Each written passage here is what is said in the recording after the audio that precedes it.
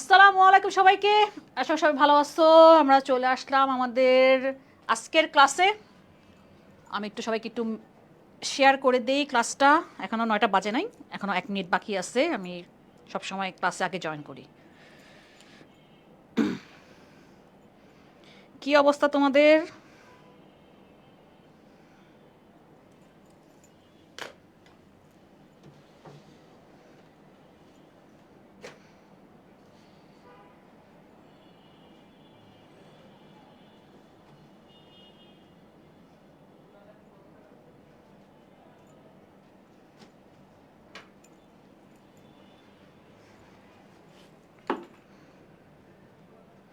এই যে সবাই চলে আসছে। কি অবস্থা তোমাদের সবার?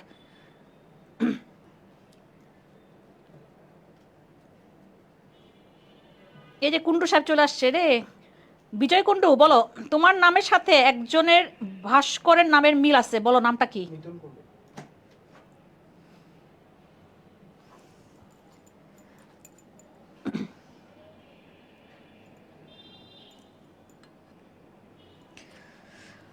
আসো সবাই জয়েন করো। আমরা একটু পরে শুরু করব ক্লাসটা। আমাদের যেই ফ্রি ক্লাসের রুটিনটা চলতেছে, কোশ্চেন অ্যানালাইসিসের ক্লাস। কিছুক্ষণ আগে আমি এই বোর্ডে 2 ঘন্টা আগে ক্লাস নিছি, সেমভাবে আছে। ওকে, তোমার র্যাঙ্ক 200 আসছে।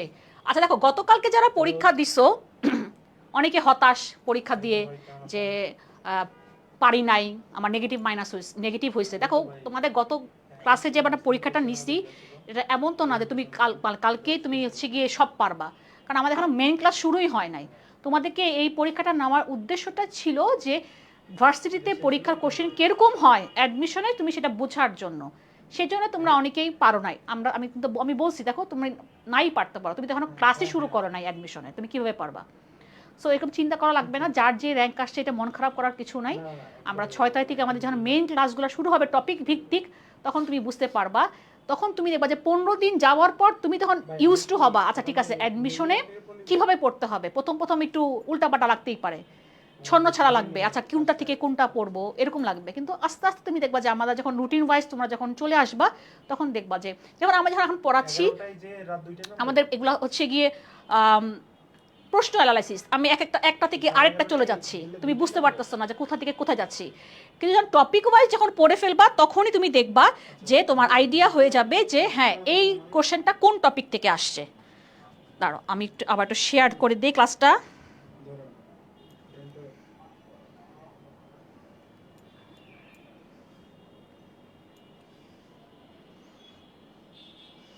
আমরা গত ক্লাসে আমরা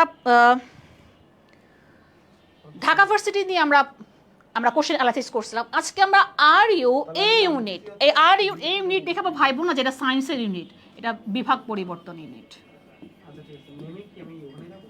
এটা বিভাগ পরিবর্তন ইউনিট আর ইউ। আচ্ছা আমি একটু বলি, আর ইউতে শিফট ওয়াইজ পরীক্ষা হয়। এখন শিফট ওয়াইজ যখন পরীক্ষা হয়, শিফটের কোশ্চেনগুলো একটু ভিন্ন হয়, কিন্তু আর টপিক সেম ধরছে। সো আমি যে শিফটের কোশ্চেনটা পাইছি আমি সেটা তোমাকে দেখাবো, কারণ সব শিফটের কোশ্চেন পাওয়া যায় না।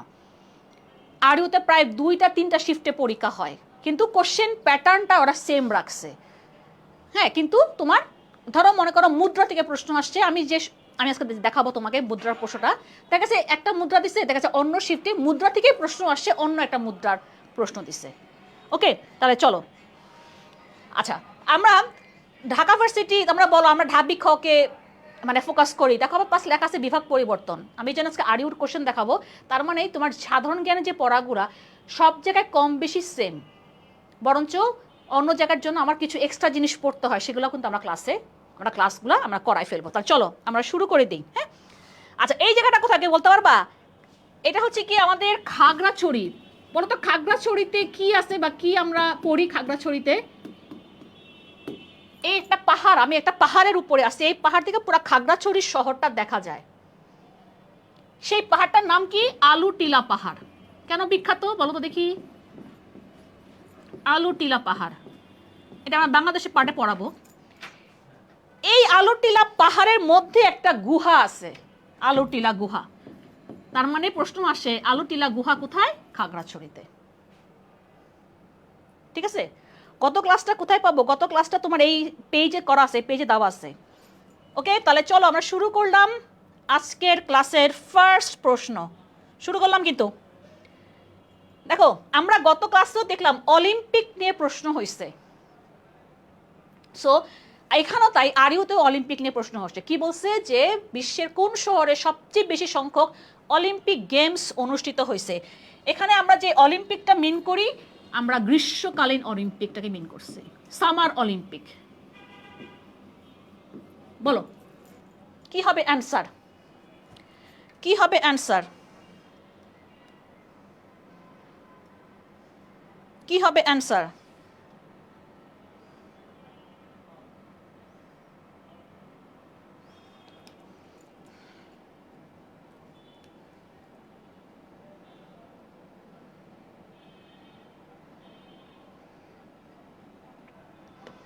কে বলতে পারবা কি হবে? দেখি সবাই বলতেছে সি, London. Los Angeles, Beijing, London, Tokyo. টোকিওতে হয়েছে 2021 সালে। আমার যদি বলি 2024 সালে আমার সর্বশেষ হয়েছে লাস্ট প্যারিসে। প্যারিস অলিম্পিক বলছি আমরা। 28-এ হবে, এখনো হয় নাই, মানে নেক্সট। এই 4টা শহরের মধ্যে একটা, সেটা কি? Los Angeles. ঠিক আছে, কিন্তু প্রশ্ন আসছে যে কোন শহরে? ওই শহরে 3বার হয়েছে। এখন দেখো লস অ্যাঞ্জেলেসে হয়েছে, লস অ্যাঞ্জেলেসে 84 একটা হয়েছে, লস অ্যাঞ্জেলেস 84-এ হয়েছে, যে 84-এ আমরা বাংলাদেশ অংশ নিয়েছিলাম যে অলিম্পিকে। আমার লন্ডন শহরে 3বার অলিম্পিক অনুষ্ঠিত হয়েছে, 3বার। কয়বার? 3বার। ওকে, তাহলে আমাদের কিন্তু নেক্সট ইম্পর্টেন্ট কিন্তু সামনে আমার লস অ্যাঞ্জেলেসে, এটা কিন্তু ইম্পর্টেন্ট। কারণ আমার যখন কোনো খেলা আসে সামনে, বা তোমার পরীক্ষার সামনে যদি কোনো খেলা থাকে, তাহলে কিন্তু গুরুত্বপূর্ণ। সো এখানে আরিউতে এমনিতে 2টা প্রশ্ন আসছে কিন্তু খেলাধুলা থেকে। তার মানে টপিক খেলাধুলা। যারা কম পারো তাহলে মনে রাখো খেলাধুলা থেকে প্রশ্ন আসে, ইম্পর্টেন্ট। তাহলে কি হবে অ্যান্সারটা? লন্ডন।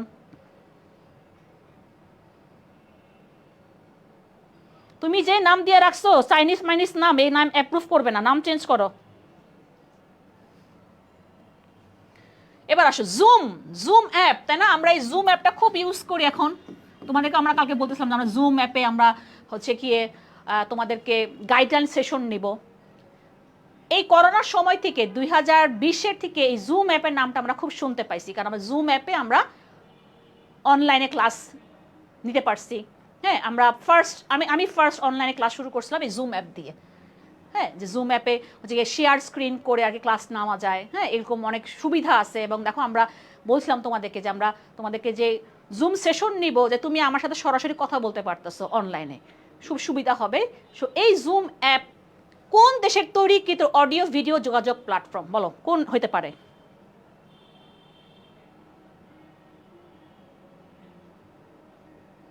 ভাই তোমাদের গ্রুপে অ্যাড করে না এখন। তোমাদের গ্রুপে অ্যাড করার যে সিস্টেম, তোমরা ইনফরমেশন না দিয়া গ্রুপে অ্যাড পাঠাও, তাহলে কিভাবে হবে?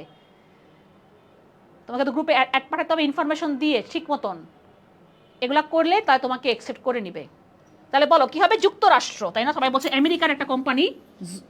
কিন্তু বিওপিতে 2বার প্রশ্ন আসছে কি এই জুম অ্যাপের প্রতিষ্ঠাতাকে? কে বলতে পারবা? কে করছে প্রতিষ্ঠা? 2বার আসছে বিওপিতে, 20-21-এ আসছে, তারপরে 22-23-এও আসছে, মানে একটা বছর গ্যাপ দিয়ে প্রশ্নটা আসছে। যে ওনার নাম কি? Eric yuan. Eric yuan. তার মানে তথ্য প্রযুক্তি, যেহেতু আমরা এখন তথ্য প্রযুক্তির সাথে অনেক কানেক্টেড, এই যে তুমি যুক্ত হয়েছো আমার সাথে ইন্টারনেটের মাধ্যমে। সো এই তথ্য প্রযুক্তি থেকে এখন প্রশ্ন আসে, যেমন জুম বা ফেসবুক, টুইটার, এগুলোর থেকে এখন কিন্তু প্রশ্ন আসে কোথায়? অ্যাডমিশনে। সো তোমার এটা কোথেকে আসছে? আবার তথ্য প্রযুক্তি টপিক আমি পড়াবো ক্লাসে, তথ্য প্রযুক্তি টপিক থেকে আসছে। ওকে, এবার চলে আসি আমরা 2 নাম্বার থেকে চলে 3 নাম্বার, জুলাই শহীদ স্মৃতি ফাউন্ডেশন। বুঝতেই পারতেছো জুলাই অভ্যুত্থান হওয়ার পর আমার এই বছর অ্যাডমিশনে প্রতিটা পরীক্ষায় মেডিকেল থেকে শুরু করে ডেন্টাল বলো, ঢাকা ভার্সিটি বলো, বা RU বলো, তুমি যেখানে যাও না কেন একটা প্রশ্ন, মিনিমাম একটা প্রশ্ন ছিল। হ্যাঁ, তার মানে এটাকে আমরা ধরতে পারি জুলাই অভ্যুত্থান বলবো আমরা। হ্যাঁ, কারণ এটা আমরা এখন এখান থেকে মাস্ট, যেমন আমাদের জন্য মুক্তিযুদ্ধ মাস্ট, এরকম জুলাইয়ের অভ্যুত্থানটাও আমার থেকে প্রশ্ন আসে, জুলাই অভ্যুত্থান থেকে প্রশ্ন আসে। এই স্মৃতি ফাউন্ডেশনের হেড হচ্ছে কি আমাদের, কে কে আমাদের হেড? প্রধান উপদেষ্টা। প্রধান উপদেষ্টার নাম কি? ডক্টর মোহাম্মদ ইউনুস। এখন আমাদের প্রশ্ন আসে এটা কবে গঠিত হয়েছিল, এবং এটা গত বছর গঠিত হয়েছে, বুঝতে পারছো গত বছর তো অবভিয়াসলি, বাট দেখো তারিখগুলো দেখো কাছাকাছি তারিখ, বলো কি হবে অ্যান্সার? বা সবাই দেখি পারে। তোমরা কি বই নিয়ে বসছো নাকি? জামালপুর থেকে ক্লাস করতেছো, বিষাদ বৃক্ষ, ওরে বাপরে বাপ কি নাম তোমাদের! নাম দেখলেই তো দেওয়ানগঞ্জ। বলো দেওয়ানগঞ্জে কোন নদী তোমার ওখানে? বলো। ওয়ালাইকুম আসসালাম ইব্রাহিম। দেওয়ানগঞ্জ, বলো ওখানে কি বাইর হয়েছে? বলো দেওয়ানগঞ্জ থেকে নদী। তাহলে কি হবে আচ্ছা? 10ই সেপ্টেম্বর 2024। মীর মুগ্ধ তার ভাইকে দিছিল, পরে মানে সরে আসছে, বাট প্রথমে মীর মুগ্ধর যে ভাই মীর স্নিগ্ধ তাকেও মানে এই ফাউন্ডেশনে যোগ করছিল, পরে উনি মানে সরে গেছে। সো এখন ওর দরকার নেই, এখন এটাই পড়ো যে কবে গঠিত হয়েছে, 10 সেপ্টেম্বর 2024। এটা সবাই পারছে, এটা সবাই পারছে। দেখো একটা ম্যাথ দিছে, ম্যাথ মানে আমি ম্যাথ বলবো না, এটাকে আমরা বলতে পারি আইকিউ বলবো, আমরা করবো, সলভ করবো আইকিউ। দেখো ছোট ইজি আইকিউ দিচ্ছে আমাকে, বুদ্ধিমত্তা। যমুনা নদী আছে, পুরাতন ব্রহ্মপুত্র নদী আর কি। হ্যাঁ ওইটাই, আমরা জানি যে দেওয়ানগঞ্জ থেকে ব্রহ্মপুত্র দুই ভাগে ভাগ হয়ে গেছে, একটা পুরাতন ব্রহ্মপুত্র, একটা যমুনা। ওইটাই আর কি জিজ্ঞাসা করার জন্য। আসো দেখি আমরা এই যেখান থেকে এটা আবার চোখ করে দেখো, এটা অন্য কালার দিই। দেখো 1, 4, 10, 19, 31 বলছে এই তালিকায় আমার 31-এর পর কি বসবে? তোমরা কি অলরেডি পড়ে ফেলছো? আপু আমি আসি। দেখো 1 থেকে 4 পার্থক্য কত? 3। 4 থেকে 10 পার্থক্য কত? 6। তাহলে বুঝতেই পারছো যে কোন কত গ্যাপে গেছে। 10 থেকে 9 পার্থক্য কত? 9। 19 থেকে 31 পার্থক্য কত? দেখো 3, 6, 9 কি হতে পারে? পার্থক্য কত? 19 যোগ 12, 9 2 কি 11, দেখো তার মানে 12 পার্থক্য। এখন তো বুঝতেই পারতেছো 3, 6, 9, 12, এরপর পার্থক্যটা কি হবে? কি হবে? 15। তাহলে 31 যোগ 15 কত হয়? 31 যোগ 15 কত হয়েছে? কি হবে? বোঝা গেছে? অঙ্কটা বুঝতে পারছো? আমি কিন্তু আইকিউ করাই না, তারপর আমি করাইলাম যে না এটা ইজি আছে। 3, 6, 9, 12, তাহলে অবভিয়াসলি আমার পরেরটা 15 গ্যাপে আছে। তাহলে 31 যোগ 15 করো, তাহলে আমার কি বসবে? তাহলে 31 যোগ 15 হলে আমার কত হয়? 46। মিলছে? 46। হ্যাঁ, মুগ্ধ আর স্নিগ্ধ যমজ ভাই, মুগ্ধ আর স্নিগ্ধ যমজ ভাই। এটা কি বুঝতে পারছো সবাই অঙ্কটা? দেখো এই যে এরকম সিম্পল অঙ্ক আসবে বা সিম্পল ম্যাথ আসবে, তোমাদেরকে এগুলো ক্লাসে করানো হবে। আমি করাবো না, তোমাদের আইকিউ জন্য স্পেশালিস্ট ভাই আছে, তা সে করাবে। কিন্তু এটা একদম সোজা অঙ্ক দিচ্ছে, এরকম টাইপই। দেখো RU এই ইউনিটেও একটা দেখো একটা অঙ্ক ঢুকাই দিছে সাধারণ জ্ঞানের মধ্যে, ঠিক আছে? এই হচ্ছে কি পার্থক্য, যে ঢাকা ভার্সিটিতে দেখা গেছে আইকিউ থাকে না, RU বা CU-তে এরকম আইকিউ দিয়ে দেয়। তাহলে আমরা এরকম আমরা চাচ্ছি যে আমাদের তো মেন ক্লাস শুরু হবে 6 তারিখে, কিন্তু আমরা তাছাড়াও আমরা চাচ্ছিলাম তোমাদের মানিক ভাইয়ের সহ যে আমরা এরকম কোশ্চেন অ্যানালাইসিস ক্লাসগুলো রাখবো, যাতে তোমরা বুঝতে পারো যে কোন কোন ভার্সিটিতে কিরকম কোশ্চেন আসে। তোমরা কি রাজি আসো কিনা? তাহলে আমরা কিন্তু এটা কন্টিনিউ করবো, আমাকে জানাবা কমেন্টে। তাহলে আচ্ছা কী হবে? 46। বোঝা গেছে আমাদের পোলাপাইন? হ্যাঁ এই তো সবাই এখন সুন্দর অ্যান্সার করছে, 46। ওকে, তাহলে আমি এখানে লিখে দিই, তাহলে এখানে কি হবে? 31-এর পর আমার 46 বসবে, ঠিক আছে? কোন জেলায় চা বাগান বেশি? বাহ বাহ বাহ, চা বাগান নিয়ে প্রশ্ন আসছে। তার মানে আমার টপিক কিটা? আমাদের চা সম্পদ থেকে প্রশ্ন আসছে। চা সম্পদ আমাদের বর্তমানে এখন বাড়ছে। হ্যাঁ, বর্তমানে আমার 170টি চা বাগান আছে বিভিন্ন জেলায়। 170টি, আগে ছিল 166, বাড়তে বাড়তে এখন মোটামুটি 70টি আসছে আর কি, 170টি। আচ্ছা, আমরা বলছে যে কোন জেলায় চা বাগান বেশি। এখন তোমাদের গন্ডগোল লাগে এই দুইটা অপশন নিয়ে, এ আর বিতে। কেন? আমরা সিলেট বলতে চোখ বন্ধ করলে আমরা সিলেট বলতে আমরা দেখি চা বাগান, চোখ খুললে মনে হয় চা বাগান সামনে। হ্যাঁ, সিলেট আমরা কিভাবে আমার মনে রাখবো, দেখো আমরা যদি বলো, আচ্ছা কালকে কি আমার কালকে 6টা থেকে ক্লাস আর কি, প্রত্যাবর্তনও আছে। আচ্ছা হ্যাঁ, তাহলে আগে আসবো। দেখো আমাদের এই সিলেট আর মৌলভীবাজার, সিলেট আর মৌলভীবাজার এটা নিয়ে গন্ডগোল লাগে। তাহলে আসো সিলেট আর মৌলভীবাজার আমি কিভাবে আমি ঠিক করব।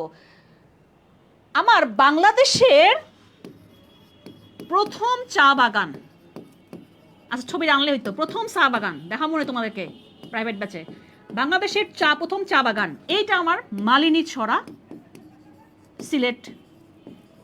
যদি বলতো বাংলাদেশের প্রথম চা বাগান তাহলে তুমি বলতা সিলেট, কিন্তু বলছে কোন জেলায় সবচেয়ে বেশি চা বাগান আছে। আমরা জানি সবচেয়ে বেশি চা বাগান আছে শ্রীমঙ্গলে, আর শ্রীমঙ্গল মৌলভীবাজার জেলায় অবস্থিত। তাহলে কি হবে অ্যান্সারটা? মৌলভীবাজার জেলা। কি হবে? মৌলভীবাজার জেলায় হবে। বোঝা গেছে? অনেকে পারছে অলরেডি। তোমাদের গন্ডগোল পাকাইতেছো এই দুইটা নিয়ে, এই দুইটা এভাবে মনে রাখবা যে আমার প্রথম যদি বলতো বাংলাদেশের প্রথম চা বাগান কোন জেলায়, তাহলে আমার সিলেট বলতাম। বা যদি বলছে আমাদের কোন জেলায় চা বাগান বেশি, মৌলভীবাজার জেলায়। এটা মনে হয় আর ইউতে আসছে, সাথে এনইউতে আসছে, ন্যাশনাল ইউনিভার্সিটি। ন্যাশনাল ইউনিভার্সিটি আগে আমি এটা ক্লাস নিয়েছিলাম, এটা পড়াইছিলাম আমি, সরি এটা দিয়ে চলে আসছে, এনইউতে আসছে। তার মানে 24-এ 2টা অ্যাডমিশনের প্রশ্ন আসছে। ওকে, তাহলে হয়ে গেল আমার কি, কোন জেলায় চা বাগান বেশি, মৌলভীবাজার জেলায়, আর আমাদের প্রথম চা বাগান সিলেটের মালিনী ছড়া। ঠিক আছে, এগুলা কিন্তু মোটামুটি প্রশ্নগুলো আসে। আচ্ছা, যদি বলা হয় সমতলে চা বাগান কোথায় আছে, সমতলে কে বলতে পারবা? উত্তরবঙ্গের মানুষ, সমতলে চা বাগান কোথায় আছে? কারণ আমরা জানি যে চা বাগানের জন্য আমার একটা ঢালু জমি দরকার, ঢালু জমি। ঠিক আছে, যে তোমার বৃষ্টি হবে পানিটা নেমে যাবে, এরকম ঢালু জমি, যেমন আমরা সিলেটে বলো অথবা হবিগঞ্জ, হ্যাঁ, অথবা চট্টগ্রামের সাইডে আমরা এই দিকে আমরা চা বাগান দেখছি। হ্যাঁ, কিন্তু আমার সমতলে, মানে আমার একদম পুরা, মানে একদম তলটা কি সমতল, সেই সমতলে আমার চা বাগান আছে। কোথায় বলো তো দেখি? ভাই ক্লাসটা করো না, কি বই ভালো হবে এগুলো নিয়ে অনেক বলা হয়েছে, তোমরা শুনো না কেন? এক কথা তোমরা আমাকে 1000বার জিজ্ঞেস করতেছো, এগুলো আমি অনেকবার বলছি আমরা এই কয়দিন ক্লাসের মধ্যে। ক্লাসটা করো তোমরা, এই যে এগুলো ক্লাসগুলো করো না, তারপর পরে বলো যে কি পড়াইছি ভুলে গেছি, ভুলবাই তো, তোমরা নিজেদের মধ্যে কথা বললে তো হবে নাকি? বলো সমতলে চা বাগান কোথায় কোথায় আছে? আচ্ছা, একজন বলছে পঞ্চগড়, বলছে রাজশাহী, পঞ্চগড়, গুড, পঞ্চগড়, ঠাকুরগাঁও আছে, ঠাকুরগাঁও, ঠিক আছে। হ্যাঁ, পঞ্চগড় আমাদের প্রথম পঞ্চগড়ে আমরা করছি, পরে আস্তে আস্তে পাশে পাশে, যেহেতু পঞ্চগড় ঠাকুরগাঁও তো সব পাশাপাশি জেলা, এই জন্য ঠাকুরগাঁওতেও কিন্তু আমার কি চা বাগান আছে। বাট আমার প্রথম চা বাগান, সমতলে চা বাগান আমার কোথায়? পঞ্চগড়ে। ঠিক আছে, পেইড ব্যাচে 6 তারিখ থেকে ক্লাস শুরু হবে। আবারও একটা খেলা, আইসিসি চ্যাম্পিয়ন্স ট্রফি 2025-এ কতটি দেশ অংশগ্রহণ করে? আবারও খেলাধুলা, কি ক্রিকেট। দেখছো কেন আসছে? এই খেলাটা সম্প্রতি হয়েছে, খেলাটা সম্প্রতি হয়েছে। যেমন বলো সামনে কি খেলা আছে, বলো ওই ক্রিকেটের সামনে কি খেলা আছে বলো দেখি। এটা পারা উচিত, ছেলেরা অন্তত পারা উচিত যে সামনে আমার এই মাসের দিকে কি খেলা আছে, কও। এটা অ্যান্সারটা করবো, সাথে বলবো আমার সামনে কি খেলা আছে।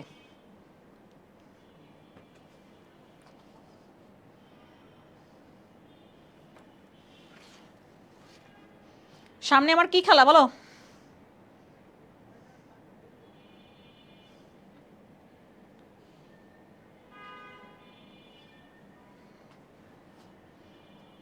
বারোটি।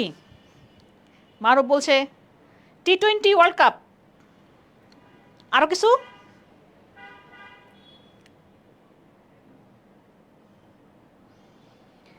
আমার এই আইসিসি চ্যাম্পিয়ন্স ট্রফির স্থান ছিল কোথায়? পাকিস্তানে। যেহেতু ইন্ডিয়া পাকিস্তানে যাবে না, তাই খেলা হয়েছে সংযুক্ত আরব আমিরাতেও। চ্যাম্পিয়ন্স হয়েছে কে? খেলার নামই তো চ্যাম্পিয়ন, তাই না? তার জিতলো কে? As usual India. Runners up কে হয়েছে? নিউজিল্যান্ড, এনজেড লিখলাম, হ্যাঁ নিউজিল্যান্ড এনজেড, ঠিক আছে।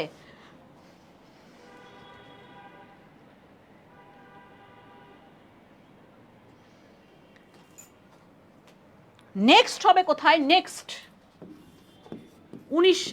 2025 হয়েছে না, তাহলে কত হবে? 29-এ, 4 বছর পর। কোথায় হবে? ইন্ডিয়াতে, চ্যাম্পিয়ন্স ট্রফি। এখন প্রশ্ন আসছে কতটি দেশ অংশগ্রহণ করে। আমরাও খেলছি, 2টা ম্যাচ মাত্র জিতছি, একদম পুরা খুব খারাপ অবস্থা আমাদের পারফরমেন্স। এখানে 8টা দেশ অংশগ্রহণ করছে। কয়টা? 8টা দেশ অংশগ্রহণ করছে।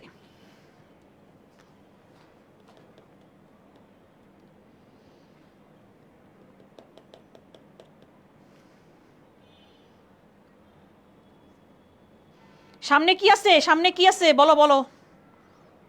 জাফলক সমতল চা বাগান, হ্যাঁ, তারপর আমরা ওভাবে ধরতেছি যে সিলেটের এরিয়াটা তো পুরা সমতল না, একটু ঢালু আছে আর কি, তাই না? সামনে এশিয়া কাপ, এতক্ষণে পাইলাম আমার সামনে এশিয়া কাপ। হ্যাঁ সামনে এশিয়া কাপ, এটার জন্য আমি জিজ্ঞেস করতেছিলাম সামনে কি, সামনে এশিয়া কাপ। সো এই জন্য এগুলাম যে এগুলো পরীক্ষায় প্রশ্ন আসার মতন। এশিয়া কাপে এখন কে জিতবে না জিতবে, হ্যাঁ এগুলো আমাদের দেখতে হবে। তারপরে নারী ওয়ানডে বিশ্বকাপ আসছে সামনে। সো এই বছর কিন্তু আমার অনেকগুলা খেলা আছে, সো এটা মাথায় রাখবা, যেগুলো খেলাধুলা থেকে প্রশ্ন আসে। দেখো যে একদম নতুন প্রশ্ন এই বছরে খেলা হয়েছে, এবং তোমার পরীক্ষাটা হয়েছে তো তোমার এই খেলার পরে, সো এখান থেকে প্রশ্ন হয়েছে। তার মানে এটাও সাম্প্রতিক ধরা যায়, এটাও আমি সম্প্রতি ধরবো, কারণ এখান থেকে প্রশ্ন যদি হয়েছে। তাহলে রানার্স আপকে এশিয়া কাপ, এতক্ষণে কইছে বিজয় কুন্ডু। এবার আসো, ব্যবসা সংক্রান্ত ডক্টর ইউনিসের তত্ত্বের নাম কি? দেখো ডক্টর ইউনিসকে নিয়ে প্রশ্ন হয়েছে, অবভিয়াসলি একজনের যুগ গেছে আরেকজনের যুগ আসছে, যেহেতু উনি আমাদের প্রধান উপদেষ্টা, ওনাকে নিয়ে তো প্রশ্ন আসবেই। যেমন আমরা আগের দিন পড়াইছিলাম তোমাদেরকে না, 3-0 তত্ত্ব পড়াইছিলাম তোমাদেরকে, আমি 3-0 তত্ত্ব আমি কি পড়াইছিলাম তোমাদের ক্লাসে নাকি অন্য ক্লাসে পড়াইলাম? 3-0 তত্ত্ব পড়াইছিলাম মনে হয়, 3-0 থিওরি, 3টা, হ্যাঁ 3-0 থিওরি, এই পড়াইছিলাম তো তোমাদের ক্লাসে, তো মনে পড়াইছিলাম। এটাও তো ডক্টর মোহাম্মদ ইউনুসের। তারপর আমরা জানি যে গ্রামীণ ব্যাংক উনি প্রতিষ্ঠা করছেন। গ্রামীণ ব্যাংক প্রতিষ্ঠা হয়েছে কবে? আনুষ্ঠানিকভাবে শুরু হয়েছে 1983 সালে। সবাই দেখি 3-0 বলতেছে, খেয়াল করো এটা ব্যবসা সংক্রান্ত বলে দিছে, এটা ব্যবসা সংক্রান্ত, এটা তো ব্যবসা সংক্রান্ত না। 3-0 থিওরিতে উনি কি বলছেন?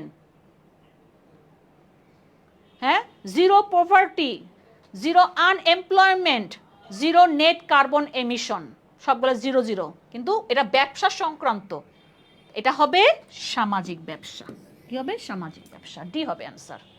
সবাই 3-0 গেছে, হায় হায় রে, ব্যবসা সংক্রান্ত। আমি যে বললাম তোমার কাছে, এটা কি ব্যবসা সংক্রান্ত লাগে? দেখো 0 পভার্টি, 0 আনএমপ্লয়মেন্ট,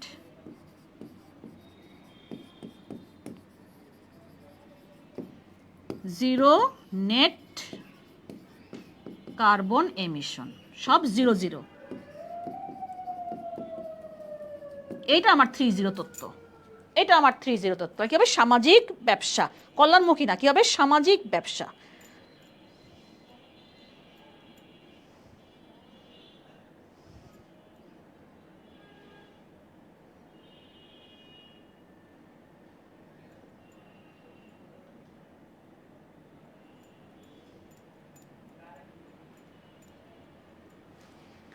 ওকে, তাহলে আমার হয়ে গেল ডক্টর মোহাম্মদ ইউনুস। ডক্টর মোহাম্মদ ইউনুস বলো কত সালে পাইছেন উনি নোবেল পাইছেন? 2006 সালে, শান্তিতে।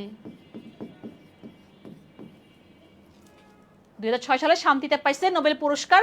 গ্রামীণ ব্যাংক আর ডক্টর মোহাম্মদ ইউনুস যৌথভাবে পাইছেন। হ্যাঁ, তা আমরা ওই গ্রামীণ ব্যাংকে নাকি ওনাকে একে ফোকাস করি। হ্যাঁ, সো 6 সালে উনি শান্তিতে নোবেল পুরস্কার পাইছেন। সাইলেন্ট বাজে ব্যাকগ্রাউন্ডে, তোর তোর কান ওইদিকে চলে গেছে। হ্যাঁ, আশেপাশে সাউন্ড আমি কি করব বলো? এবার দেখো এই টাইপ প্রশ্নগুলো আসে, বলে শান্তি সূচকে বিশ্বের শান্তি দেশ কোনটা, বা সুখময় দেশ কোনটা, বা বাংলাদেশের অবস্থান কোনটা, এরকম টাইপ জিনিস কিছু সূচক আসে এগুলো পরীক্ষায়। যেমন ঢাকা ভার্সিটিতে আগের বছরে আসছিল এই টাইপ সূচকগুলা, এই জন্য এই প্রশ্নগুলা পরীক্ষায় আসে। দেখো কি বলছে, 2024 সালে গণতন্ত্র সূচকের শীর্ষ দেশ কোনটি? এটা এই বছরই রিলিজ পাইছে, এই বছরে ফেব্রুয়ারির দিকে এটা প্রকাশ হয়েছে। সো বলো কি হবে অ্যান্সার? 8 নাম্বার। আমি কি অপশনগুলো কি ভুল দিছি নাকি? অপশনগুলো আমি চেঞ্জ করি নাই, সরি, অপশনগুলো আমার চেঞ্জ করা হয় নাই, অপশনগুলো চেঞ্জ হয় নাই, অপশনগুলো চেঞ্জ করা হয় নাই। আমি একটু লিখি দিই, এটা অ্যান্সারটা হবে নরওয়ে। শীর্ষ দেশ গণতন্ত্র সূচকে। বাংলাদেশের অবস্থান কি? খুবই বাজে অবস্থা। বাংলাদেশের অবস্থান 100তম। এই আমার অপশনগুলো খেয়াল করি না, আমি চেক মানে দেশের নাম তো চেক মানে চেঞ্জ করতে পারি না, খেয়াল করি নাই। তাহলে গণতন্ত্র সূচকের শীর্ষ দেশ কি? নরওয়ে। আর আমাদের বাংলাদেশের অবস্থান কত? 100তম। তাহলে কি অবস্থা খুব খারাপ, বুঝছো? আমাদের বাংলাদেশের অবস্থা খুবই খারাপ, গণতন্ত্র নাই, আসেনি। অপারেশন ডেভিল হান্ট সাম্প্রতিক, দেখো তো দেখি সাম্প্রতিক থেকে তাহলে ভালোই প্রশ্ন আসছে, ডিইউতেও আসে, আরইউতেও আসে। অপারেশন ডেভিল হান্ট, আচ্ছা বলো ডেভিল মানে কি? ডেভিল, এই যে ডেভিল মানে কি বলো?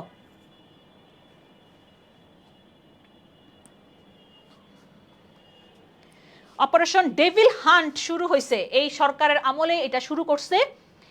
বলো কি হবে answer? 9 number, operation devil hunt.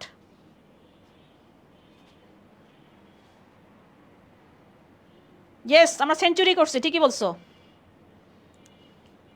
100তম আমরা, 100। হ্যাঁ, সেঞ্চুরি করা কম নাকি বলো দেখি? অনেক বড় ব্যাপার সেঞ্চুরি করা। শয়তান, এই তো গুড, ডেভিল মানে শয়তান। শয়তান খুঁজে বেড়াও, হান্ট মানে কি? খুঁজে বেড়াও নাকি? ডেভিল হান্ট নাম দিচ্ছে। হ্যাঁ, যে যারা দুর্নীতি করছে, হ্যাঁ, যারা এখন উল্টাপাল্টা কাজ করতেছে, হ্যাঁ, খুন খারাপি করতেছে, ধরে ধরে কি তাদের ধরতেছে পুলিশ। এই অপারেশনের নাম দিছে অপারেশন ডেভিল হান্ট। ডেভিল মানে শয়তান, ঠিকই বলছো। হান্ট মানে খুঁজো, শয়তানদের খুঁজে বেড়াও আর কি। তাহলে এটা শুরু হয়েছে, এখনো রানিং, এটা কন্টিনিউ হইতেছে। ডেভিল হান্ট কিন্তু এখনো রানিং। সো সাবধানে থাইকো, উল্টাপাল্টা কাম করলে কিন্তু তোমার ধরে যাইব পোলাপাইন। ভয় পাইও না, ভয় ভয় ভয় থাইকো।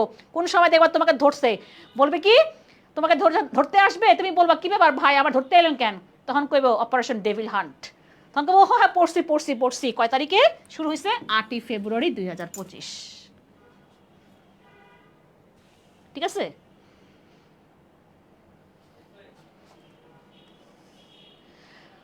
তাহলে আমরা পেয়ে গেলাম 8ই ফেব্রুয়ারি অপারেশন ডেভিল হান্ট, একটা সাম্প্রতিক, তার মানে সাম্প্রতিক থেকে প্রশ্ন আসতেছে। তার মানে তুমি খেয়াল করবা, তোমাদের পরীক্ষা যখনই হোক না কেন, তার আগের, ধরো আমি ধরি এখন আমাদের 25 চলতেছে, তাই না, মাস, মানে সরি 2025 চলতেছে।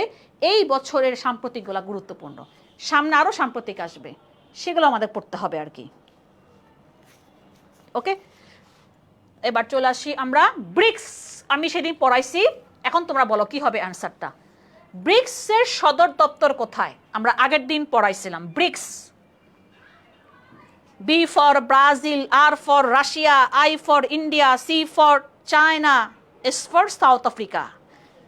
দেখো এখান থেকে প্রশ্ন আসছে ঢাবিতে, ব্রিক্স থেকে। এখন দেখো আরিউতে প্রশ্ন আসছে, তাহলে আমি তো ব্রিক্স টপিকটা পড়াবো। তাহলে এখন বুঝতে পারতেছো যে খালি যে যে আমরা খালি ডিউকে ফোকাস করি, তো ডিউকে ফোকাস করলে বাকিগুলো ফোকাস হয়ে যায়। সো এই যে ব্রিক্স পড়ার সময় সবই চলে আসবে। বলো কি হবে অ্যান্সার?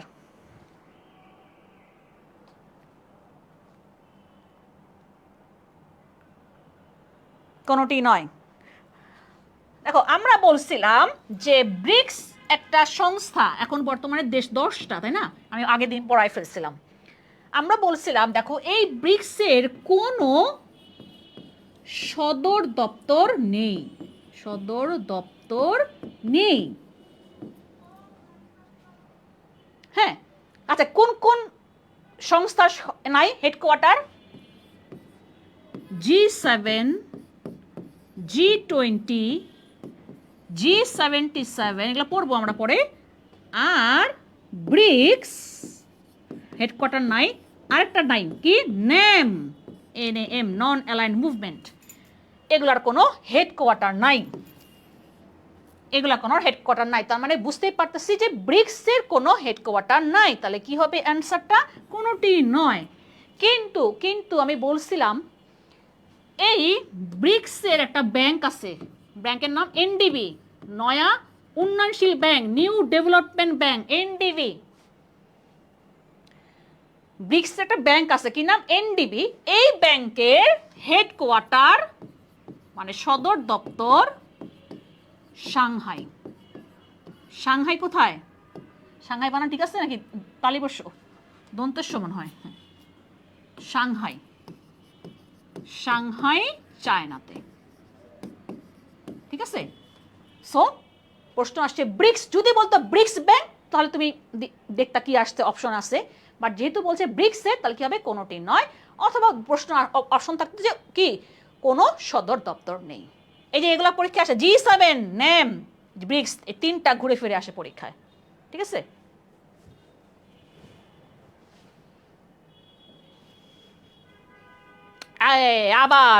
আবারও গণ অভ্যুত্থান জুলাই। আমাদের গণ অভ্যুত্থান কিন্তু অনেকগুলো হয়েছে বাংলাদেশে। গণ অভ্যুত্থান আমাদের শুধু শুধু জুলাইয়ের গণ অভ্যুত্থান তোমরা দেখছো, তোমরা তো আজকালকার যুগের মানুষ। এবং আমরা দেখছি গণ অভ্যুত্থান, আমি আজকে না গতকালকে ক্লাসে বলতেছিলাম যে গণ অভ্যুত্থানে যখনই আমাদের বাংলাদেশে গণ অভ্যুত্থান হয়েছে কেউ টিকে থাকতে পারে না এই সরকারে। 69-এর গণ অভ্যুত্থানে আইয়ুব খানের পতন হয়েছে, 90-এর গণ অভ্যুত্থানে এরশাদের পতন হয়েছে, 24-এর গণ অভ্যুত্থান বা যেমন বলি জুলাইয়ের গণ অভ্যুত্থানে কার পতন হয়েছে তোমরা তো জানোই। তাহলে আসো কি বলছে, শহীদ আবু সাইদ কোন বিভাগের ছাত্র ছিলেন? আমি মনে হয় ওই দিনই মনে হয় বলছিলাম, নাকি বলা হয় নাই, বা তোমাদের প্রাইভেট গ্রুপে মনে হয় আমি কোনো কুইজ দিছিলাম। আচ্ছা, আমরা এই টপিকটাকে বলছি যে জুলাইয়ের অভ্যুত্থান, তার মানে জুলাই থেকে প্রশ্ন আসবে, বারবার বলতেছি জুলাইয়ের গণ অভ্যুত্থান থেকে প্রশ্ন। এবার বললাম না যে দেখো কয়টা পাইলাম তুমি? অলরেডি 2টা পাইছো প্রশ্ন, অলরেডি 2টা প্রশ্ন পাওয়া শেষ জুলাইয়ের অভ্যুত্থান থেকে। প্রশ্ন আসে 24টা একটা এতে জিকের পার্টে, তার মধ্যে 2টা প্রশ্ন দিচ্ছিল জুলাইয়ের অভ্যুত্থান। আমরা জানি যখন এই জুলাইয়ের গণ অভ্যুত্থান, আমরা জানি এই অভ্যুত্থানের প্রথম শহীদ কে? আবু সাইদ। এটাও আসছে। আরেকটা পরীক্ষায় আসছে, এই অ্যাডমিশন 24 অ্যাডমিশনের পরীক্ষায় আসছে কবে মারা গেছে বা কবে তাকে হত্যা করা হয়েছে? 16ই জুলাই। আচ্ছা, 16ই জুলাই 2024। এই জন্য এখন সরকার এই 16ই জুলাইকে আমরা কি নাম দিছি? শহীদ আবু সাইদ দিবস। দেখো কোথা থেকে আমরা কই যাচ্ছি প্রশ্নগুলা। শহীদ আবু সাইদ দিবস, দেখছো আবু সাইদকে নিয়ে আমরা পড়ে ফেলতেছি মোটামুটি। সে কোন ইউনিভার্সিটির স্টুডেন্ট ছিল? বেগম রোকেয়া বিশ্ববিদ্যালয়। বেগম রোকেয়া বিশ্ববিদ্যালয় কোথায়? বেগম রোকেয়া বিশ্ববিদ্যালয় কোথায়? এটা রংপুর। এখন প্রশ্ন আসছে কি উনি কোন বিভাগের ছাত্র ছিলেন? বলো ফেলো তোমরা তাহলে।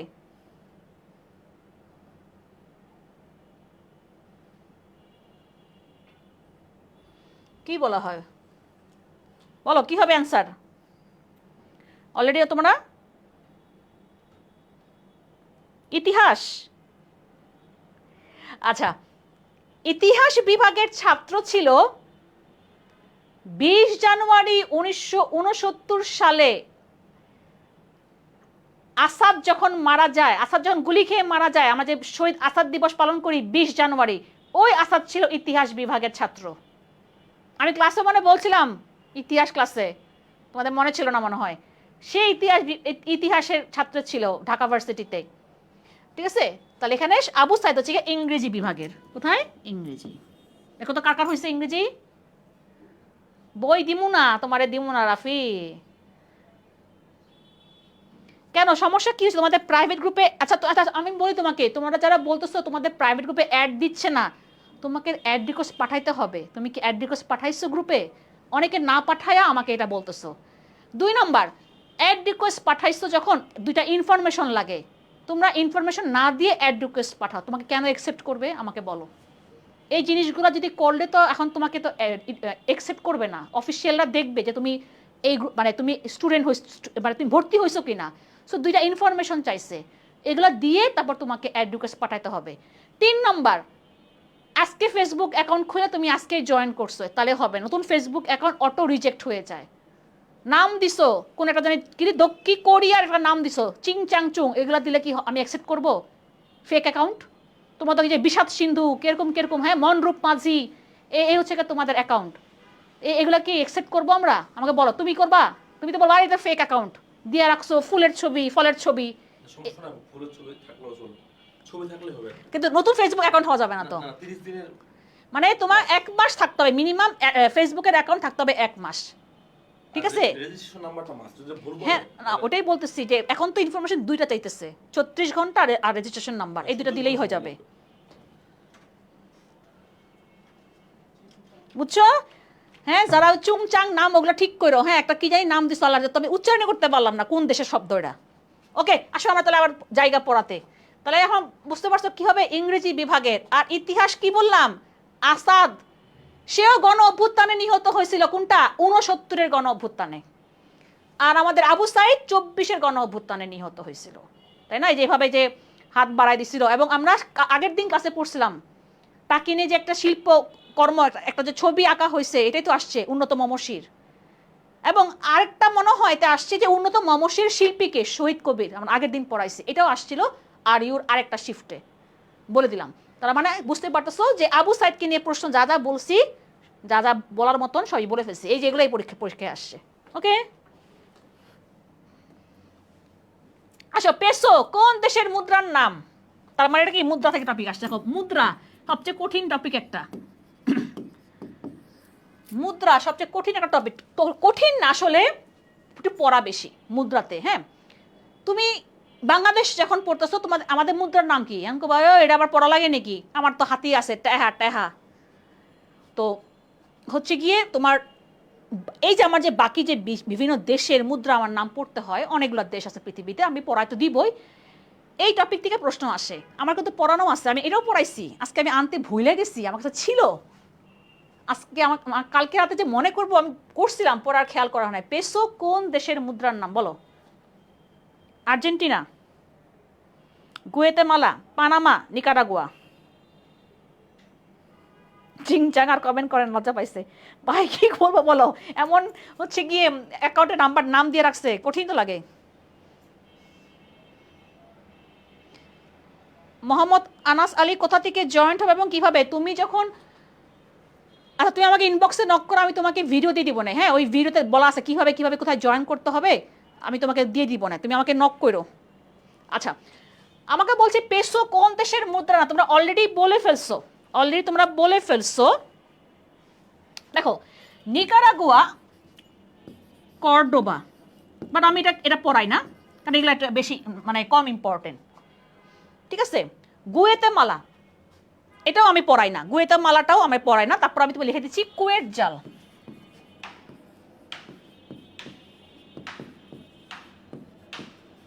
আমি পেসো পড়াই, আমি পেসো পড়াই 6টা কান্ট্রি পড়াই, পেসো 6টা কান্ট্রি। তাহলে চলো আমরা দেখি পেসো আমরা কি কি পড়তে পারি। এটা একটু দেখো, আমি তিনটা করে পড়বো। ফিলিপাইন, মেক্সিকো,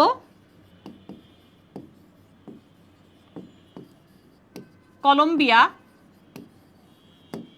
আসে না কেন, অ্যান্সার আসে না কেন, Cuba, Argentina, Chile, Chile, Argentina, Chile. Chile কি জানো? পৃথিবীর সরু রাষ্ট্র, একদম চিকন সুতার মতন, আমরা বলি এটাকে পৃথিবীর সবচেয়ে সরু রাষ্ট্র, ইন্টারন্যাশনাল আমরা শুরু করবো এটা দিয়ে। হ্যাঁ চিলি, আবার দেখতো মরিচের মতন, এই জন্য দেখো নাম চিলি, ইংলিশে আমরা মরিচ কি বলি, চিলি বলি, তাই না? তাহলে ওখান থেকে নামটা আসছে। তাহলে কি কিউবা, আর্জেন্টিনা, চিলি, থামলাম, নিঃশ্বাস নিলাম, তারপর কি ফিলিপাইন, মেক্সিকো, কলম্বিয়া, এই 6টা কান্ট্রি ব্যবহার করে কি পেসো মুদ্রা। তাহলে বলো কি হবে অ্যান্সার? তাহলে সবাই বলে ফেলছো, ওই যে আরেকজন আরবিতে নাম লিখে রাখছো, এখন তাহলে বলো।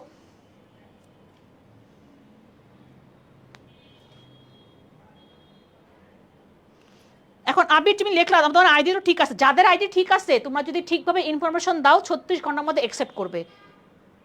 তুমি ইনফরমেশনগুলো দিতে হবে, ইনফরমেশন ছাড়া অ্যাকসেপ্ট করবে না, বারবার বলতেছি। আমাকে একজন পাঠাইছে, পরে বলে কি আপু ও তো দেয়ই না ইনফরমেশন, তা আমি এখন কীভাবে ওকে অ্যাকসেপ্ট করবো? ইনফরমেশন দিতে হবে। তাহলে বলো কী হবে answer? Cuba, Argentina, Chile, Philippines, Mexico, Colombia, 6টা কান্ট্রি ব্যবহার করে পেসো। আরও কিছু ব্যবহার করে, বাট গুরুত্বপূর্ণগুলা। তাহলে কি হবে? আর্জেন্টিনা। এই আর্জেন্টিনা কারা কারা সাপোর্ট করো কও? আর্জেন্টিনার রাজধানীর নাম কি কয়ে ফেলো?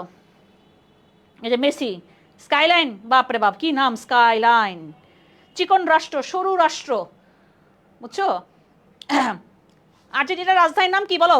কিউবা, আর্জেন্টিনা, চিলি, এইগুলো সবই কিন্তু তোমার হচ্ছে এই যে কলম্বিয়া, হ্যাঁ, এগুলো সব এইটা খালি এশিয়ার কান্ট্রি, বুঝছো?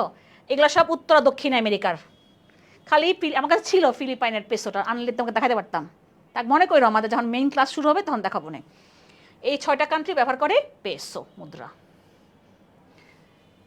বাংলাদেশের সর্বোচ্চ রাষ্ট্রীয় পুরস্কার স্বাধীনতা পদক।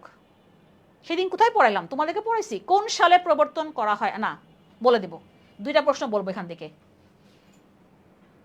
বাংলাদেশের সর্বোচ্চ রাষ্ট্রীয় পুরস্কার, হ্যাঁ, আমরা বলতে পারি এটাকে বেসামরিক পুরস্কার বলা উচিত। আসলে ওরা বেসামরিক কথাটা বলে না।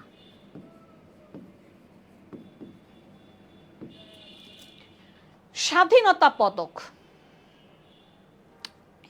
এবং অন্য একটা শিফটে দিছে 2025 সালে কে পাইছে স্বাধীনতা পুরস্কার। আমি আবারও বললাম যে পুরস্কার থেকে প্রশ্ন আসে, এবং সাম্প্রতিক যে এই যে আমরা অলরেডি আমরা 25 রানিং আমাদের। আমি সেদিনে বলছিলাম যে ফেব্রুয়ারি মাসে আমরা 21 পদক প্রবর্তন করি, আমরা মার্চ মাসে প্রবর্তন করি হচ্ছে গিয়ে, যেহেতু আমাদের 26শে মার্চ কি স্বাধীনতা দিবস, আমরা এই স্বাধীনতা পদকটা আমরা দেই। সো এই বছর হয়ে গেছে, ডিক্লেয়ার হয়ে গেছে, আমার তাহলে পড়তে হবে, গুরুত্বপূর্ণ।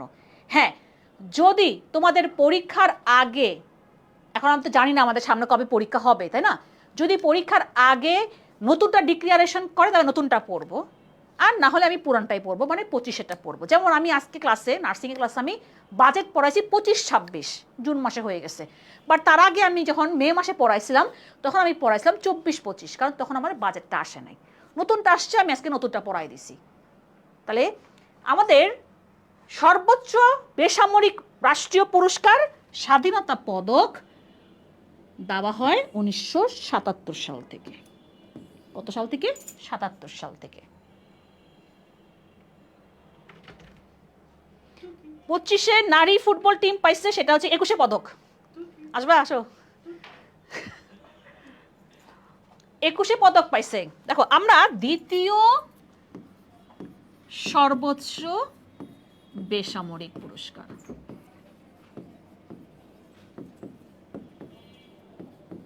দ্বিতীয় সর্বোচ্চ বেসামরিক পুরস্কার, এটা আমার 21 পদক। ও আরেকটা প্রশ্ন, এখানে আমরা স্বাধীনতা পুরস্কার যেতে বলতেছি, কার হাত দেখা যাচ্ছে এখানে? আল্লাহ, ভয় পেয়ে গেছে নাকি তোমার? হ্যাঁ, কার হাত দেখা যাচ্ছে? হ্যাঁ, কি মনে হয় তোমার? গেস করো। হ্যাঁ, কার হাত দেখতে পাচ্ছ? কার হাত দেখতে পাচ্ছ বলো? হ্যাঁ, 25-এ আবরার ফাহাদ পাইছে স্বাধীনতা পুরস্কার।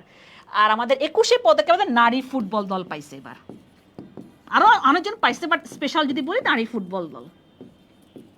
এটা ভালো, এরা কাপ নিয়ে আসছে। আমাদের পুরুষদের মতো নাকি যে কাপ নিয়ে আসতে পারে না? হ্যাঁ, এটা কইলে এখন শুরু হয়ে যাবে এখন যুদ্ধ বিচারের পেজে। হাত কার বলো? ভাই মানিক ভাই। এই দেখো, তোমাকে বলতেছে হ্যালো মানিক ভাই। Hello, high. নাও, এই নাও। হ্যালো। এই হাতটাই না আমার ছিল না, বুঝছো? আমি এখানে আসছি মাত্রই, হাতটা হচ্ছে ভূতের ছিল। হাতটা ছিল হচ্ছে, তো ছোটবেলায় দেখেছো না ওই যে ওই ঠাকুমার ঝুলি দেখেছো না? ওই যে একটা হয় না, ওই যে নাক বড় বড় থাকে যে, ওইটা এখানে আসছিল, বুঝছো? ইংলিশ হই না অনেকে বলতেছে মানিক ভাইয়া। হ্যাঁ, রাইট। ওকে, তোমাদের ক্লাস আসলে আমি এনজয় করতে চলে আসলাম। সো তোমরা আমাদের কোর্সে যুক্ত হও নাই কারা কারা? একটু হাত তুলে উপস্থিত স্যার বলো। হাত দেখাইছে, উঠছি আমি এবার এখন।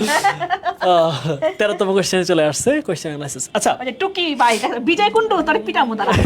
টুকি, এই তোমাদের ক্লাস কেমন লাগতেছে ভাইরা বলো তো? ভালো লাগবে অবশ্যই আশা করি, কিন্তু তারপর তোমাদের মতামত জানাও। ইতোমধ্যে মনে হয় আজকে জিকের দ্বিতীয় ক্লাস হচ্ছে, ইংলিশে অলরেডি দুটো হয়ে গেছে, সামনে তোমাদের বাংলা ক্লাস আছে তানভীর ভাইয়ের। Welcome to my YouTube channel. ওমা কি আবার কি ইউটিউব চ্যানেল কি করতেছে? ওই যে মানুষজন ব্লগে বলে না এটা ওরকম আর কি hello guys, welcome to my cooking channel. Cooking কে অনেক চুকিং বলে না? গুলুমুলু হাত। আল্লাহ তোমাকে গুলুমুলু হাত বলেছে। ও হ্যাঁ, আমি তো একটু মোটা কাটা মানুষ না। এই তোমরা কোর্সে ভর্তি হয়ে যাও, ঠিক আছে? ফারিয়া আপু ইংলিশ ক্লাস আর মানিক ভাই জিকে ক্লাস। অপোজিট। ও পারবে, ও পারবে। না না, আমি পারবো না, আমি অত না। মানে পারবো বলতে কি, ওই যে জোরাতালির মতো, বুঝছো? বাট ফারিয়া আপু is queen, queen is always queen. Faria আপু সেরা। ওকে, সেই লাগতেছে। আমাদের ছবি তুলে আপু, আমরা একটা পোজ দিয়ে একটা ছবি তুলে ফেলে আমাদের। আচ্ছা, একটা ছবি তুলে নাও, স্ক্রিনশট নিয়ে একটু পোস্ট দিও। আমরা তোমাদের, আমি জানো ক্লাস নিচ্ছি 4টা থেকে। আপু কিন্তু আজকে 3টা ক্লাস চলতেছে আপু, 3টা ক্লাস। 4টা থেকে আমি এই রুমেই তো আমি নিচ্ছি ক্লাস। ওকে, এই তোমাদের কিন্তু তোমাদের যেই মানিক ভাই এটা কোনো কথা? ছি, আরাফাত খান এটা ছেলে হইয়া এই ধরনের ছেলে তুমি কেমনে জিজ্ঞেস করো আমাকে? আরে আবু ছেলে ওই লিখছে, এইটা কি মানে ছেলেকে এই ধরনের প্রশ্ন কিভাবে করে? বুঝলাম না সেন্টেন্স আমার লাগছে। মিন্স বুঝলাম না কিছু। আমাদের স্টুডেন্ট আমাদের স্টুডেন্ট ম্যাম আপনাকে অনেক কিউট লাগতেছে। আমাকে কিউট লাগতেছে স্যার রে না কি ভাই? আচ্ছা ওকে, তোমার ক্লাস করো। হ্যাঁ ভাইয়া ডিস্টার্ব করলাম আপু, এটা লাগবে না, বন্ধ করে দিন। আচ্ছা, এখানে আরেকটা প্রশ্ন আসছে এই বছরে, মানে এই বছর আমি মিন কোর্স থেকে 24 ব্যাচে। ওই যে বলছি না যে একটা যুগ, একজনের যুগ, কালকে আসবা? একজনের যুগ গেছে, আরেক যুগ আসছে না। আমি গতকালকে আমি গত ক্লাসে বলতেছিলাম না যে খালেদা জিয়াকে নিয়ে প্রশ্ন হয়েছে, মনে আছে? প্রশ্ন আসছে, ডিউতে আসছে। আরেকটা ভার্সিটি কোনো আরেকটা জায়গায় আসছে, স্বাধীনতা পুরস্কার কে প্রবর্তন করে? তোমার তো বললাই 77-এ প্রবর্তন করা হয়। কে প্রবর্তন করেন? Answer me. কে প্রবর্তন করেন? কে হু কে প্রবর্তন করেন? বলো, কে বলতে পারো? বলো, কে প্রবর্তন করে?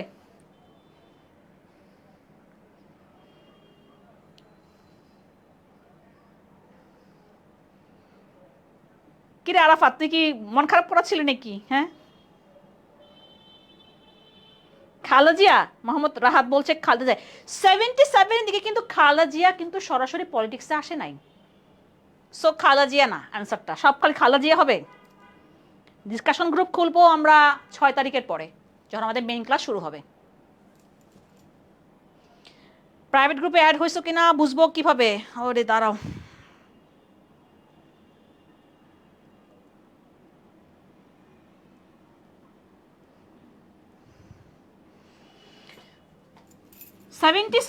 আমরা জানি জিয়াউর রহমান 77 থেকে 81 পর্যন্ত ছিলেন। 81টাকে হত্যা করা হয়, কি হবে? জিয়াউর রহমান। এটা একটা আসছে প্রশ্ন। এবং আর আমি কি বললাম, আমরা আরেকটা জিনিস কি পড়বো, স্বাধীনতা পদক থেকে 2025টা আপাতত। আবার যদি দেখো যে না পরীক্ষার আগে হয়ে গেছে তাহলে নতুনটা পড়বো, বাট আপাতত আমরা 2025টা পড়বো। যে অলরেডি আমরা বললাম আবরার ফাহাদকে দিছে 21 পদক, দ্বিতীয় সর্বোচ্চ বেসামরিক পুরস্কার। 1976 থেকে শুরু হয়েছে। এই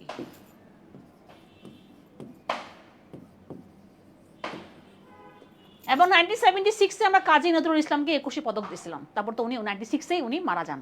ঠিক আছে, তাহলে মানে আমরা অনেকগুলো প্রশ্ন পড়ে ফেললাম। 21 পদক 2025 কে পাইছে? আমাদের নারী ফুটবল দল পাইছে। ঠিক আছে, ওকে। তাহলে আমরা খালেদার বাবা, খালেদার জামাই, আল্লাহ বাবা বানাই দিছো, আলী বাবা, উড়ি বাবা। দেখো কি বলছে, ই কমার্স জায়ান্ট আলিবাবা কোন দেশ ভিত্তিক প্রতিষ্ঠান? যেমন আমাদের বাংলাদেশে আছে, কি আছে বলো? যেমন এই যে আমেরিকার সাইডে কি আছে? অ্যামাজন, তাই না? অ্যামাজনে অর্ডার দেয় মানুষ অনলাইনে।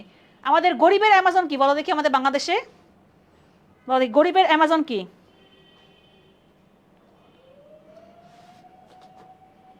আপাকে অনেক মিস করতেছি, মুরসালিন। ও স্ক্রিনশট কেমনে দিবা? এসিপি গ্রুপে পোস্ট করো। আমরা যখন ডিসকাশন গ্রুপ করবো তখন তো করবোই। এসিপি গ্রুপে পোস্ট করো, এসিপি গ্রুপে।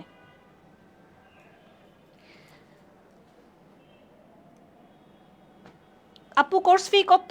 আমি ভর্তি হইতে চাই। আমাদের ক্লাসগুলো ফেসবুকে হবে। এই কমল চন্দ্র, তুমি আমাদের ক্লাস করছো না এতে, পাওয়ার প্লেতে?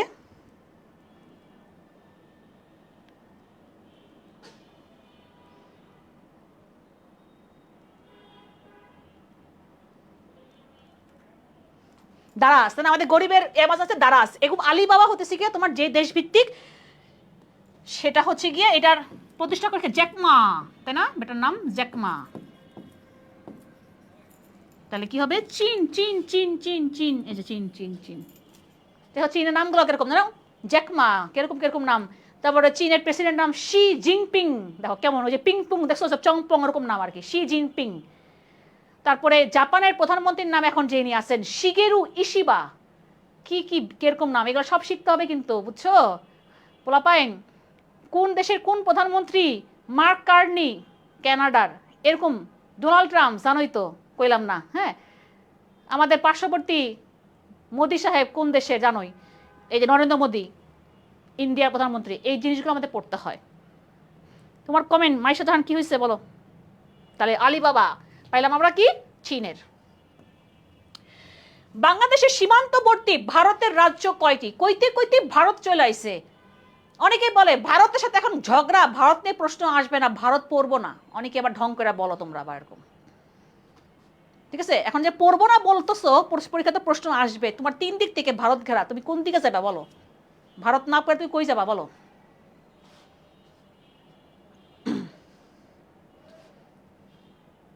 আজ অনেকগুলো কমন পড়তেছে। আচ্ছা দেখো কি বলছে, ভারত বাংলাদেশের সীমান্তবর্তী ভারতের রাজ্য কয়টি? আমাদের প্রায় 3 দিক থেকে ভারত। ভারতের 5টি রাজ্যের সাথে আমাদের বাংলাদেশ যুক্ত। কি কি? পশ্চিমবঙ্গ, আসাম, মেঘালয়, ত্রিপুরা, মিজোরাম। এখানে পশ্চিমবঙ্গ, আমি বাংলাদেশের ম্যাপ আঁকবো না, আমার ম্যাপের আঁকা ভালো না, তারপর হা হা হা ই করবা। পশ্চিমবঙ্গ, এখানে আসাম, এখানে মেঘালয়, এদিকেও আসাম আছে, তারপরে ত্রিপুরা, এই যে এখানে কুমিল্লার পাশে, কুমিল্লাতে কে কে আসো, কুমিল্লাতে কে কে আসো, একটু নামে মিজোরাম। তা কটা হইল? কটা হইল? 1 2 3 4 5। দেখো আমি কিন্তু তোমরা হবে গেছি। এটার জন্য আমার আছে আমিত্রি মেপ, এভাবে বলে আর কি, আমার কাছে এটা ভালো লাগে না। আমিত্রি মেপ, এই দেখো আমিত্রি মেপ। আমি যখন পড়াবো ক্লাসের মধ্যে, আমি তোমাকে ম্যাপ দেখে পড়াবো। আমি এক সাইড থেকে যাব, যে পশ্চিমবঙ্গ, উপরে আসাম, একটু নামো মেঘালয়, ডান দিকে আসো তোমার হচ্ছে গিয়ে ত্রিপুরা, একটু নামলে মিজোরাম। ওই দেখো আইসা পড়ছে। এখানেও আসাম আছে, এখন তো আমার দরকার নাই, কারণ আমার তো 5টা চলে আসে, 1 2 3 4 5। তাহলে কয়টা রাজ্য? 5টা রাজ্য।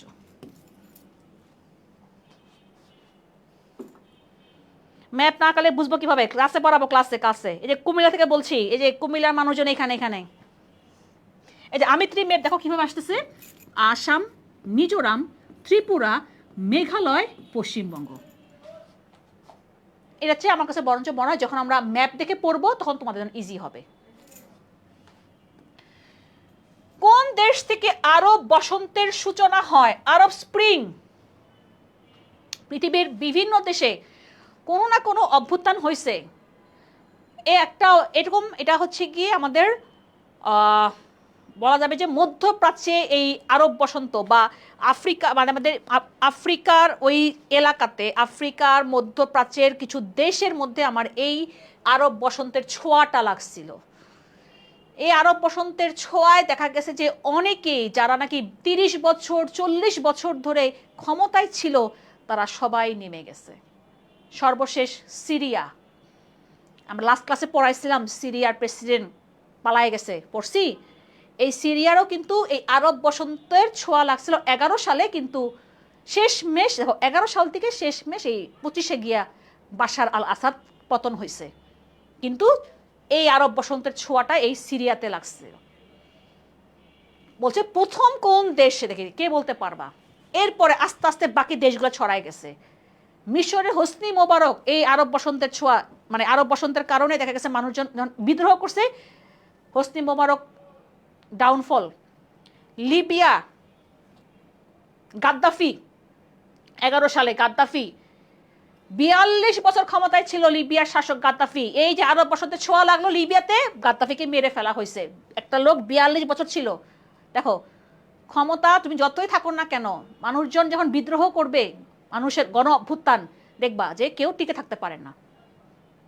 সো এটা হবে অ্যান্সারটা তিউনিশিয়া। প্রথমে তিউনিশিয়া, তারপর আস্তে আস্তে দেখো সব জায়গায় গেছে, সব জায়গায় আরব বসন্তের ছোঁয়া লাগছে, কিন্তু প্রথমে হচ্ছে তিউনিশিয়াতে, তারপরে আস্তে আস্তে আমার বললাম না যে বাকি সব দেশগুলোতে হয়েছে। তাহলে কি হবে? তিউনিশিয়া।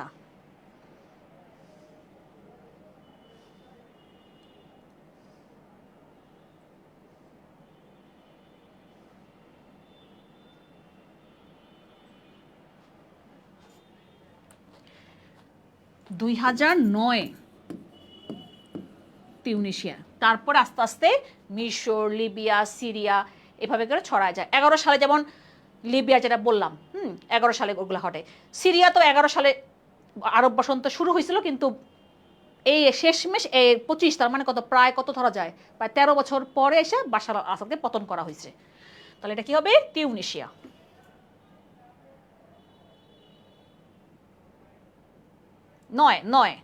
নয় শুরু হয়েছে আরব বসন্ত, আরব স্প্রিং। এবার আসো, জন্ম মৃত্যু নিবন্ধনের শর্টকট কোনটি? কি লাইট বন্ধ হয়ে গেল নাকি?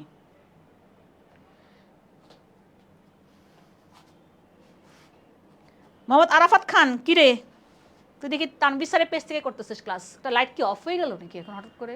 বুঝলাম না তো, দাঁড়া তো দেখি। এই রাতিম, এদিকে লাইট কি 3টা নাকি 2টা? এখানে এই যে অফ হয়ে গেল নাকি, নাকি না ছিল? দেখো তো। হ্যাঁ এই জন্য বললাম হঠাৎ করে আর কি। আচ্ছা ওকে, কি বলছে? জন্ম মৃত্যু নিবন্ধনের শর্টকট কোনটি? অন্ধকার লাগে, দেখো তো।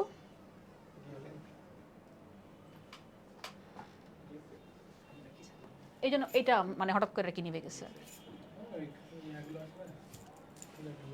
আচ্ছা আমাকে দেখা গেলেই হবে, আমাকে না, এই যে বোর্ড দেখা গেলেই হবে, আমাকে না দেখা গেলেও হবে, এই বোর্ড দেখা গেলেই হবে। দেখো জন্ম মৃত্যু নিবন্ধন, এই জিনিসগুলো এখন প্রশ্ন আসে আমাদের, হচ্ছে গিয়া কিছু জরুরি সেবার নাম্বার আছে। ধরো তোমার অ্যাম্বুলেন্স লাগলো, তখন তুমি কাকে, কোথায় ফোন দিবা? বা তোমার কোনো পুলিশের কোনো হেল্প লাগলো, তুমি কাকে ফোন দিবা? জরুরি সেবা কাকে ফোন দিবা? বা তুমি অসুস্থ, তুমি হঠাৎ তোমার জ্বর আসলো, এখন তুমি মানে ডাক্তারের কাছে যাবা না, তুমি ফোন দিবা, কোন ডাক্তারের সাথে কথা বলবা। আমাদের কিছু এখন জরুরি আমরা ফোন করতে পারি, আমাদের জরুরি সেবা আছে, জরুরি সেবা আছে আমাদের, ঠিক আছে? সেই জরুরি সেবাগুলো আমরা একটু পড়ি এখন। 999 এটা আমার জরুরি সেবা। সো যদি দেখো কোনো জায়গায় কোনো সমস্যা হচ্ছে, দিবা ফোন লাগায় 99-এ, ভাই আমার এখানে সমস্যা হচ্ছে, তাড়াতাড়ি আসেন। জরুরি সেবা প্লাস অ্যাম্বুলেন্স। অ্যাম্বুলেন্স ঢাকা ভার্সিটিতে প্রশ্ন আসে এসব জায়গা থেকে, অ্যাম্বুলেন্স, তোমার অ্যাম্বুলেন্স লাগবে। তুমি দেখবা অ্যাম্বুলেন্স যখন যায়, একটু রাস্তাঘাটে যখন চলাফেরা করবে, একটু চোখ কানটা খোলা রাখো, মুখটা না খোলা রাখলে হবে, তাহলে দেখবা, শুনবা, অনেক কিছু শেখা যায়। আমি কি শিখছি কি এগুলো বই থেকে? আমি অনেক কিছু আমার আমার দেখে দেখে শেখা, তোমরা খালি মুখস্থ করছো বই থেকে, আমি দেখে দেখে শিখছি। অ্যাম্বুলেন্সের মধ্যে লেখা থাকবে, সামনে বড় বড় করে লেখা থাকে 999, দেখছো? আওয়াজ দাও তো দেখি। এবার এবার এবার চোখ যাবে তোমার অ্যাম্বুলেন্সের দিকে, যে হ্যাঁ তাই তো, আপু তো বলছিল 999। খালি মুখস্থ করার জন্য না, শিক্ষার জন্য শেখা উচিত। এবার আসো 1 62 63, 1 61 63, 1 61 52, অনেকগুলো আছে, বলো কি হবে? 1 61 52 হচ্ছে কি আমার জন্ম ও মৃত্যু নিবন্ধনের শর্টকট।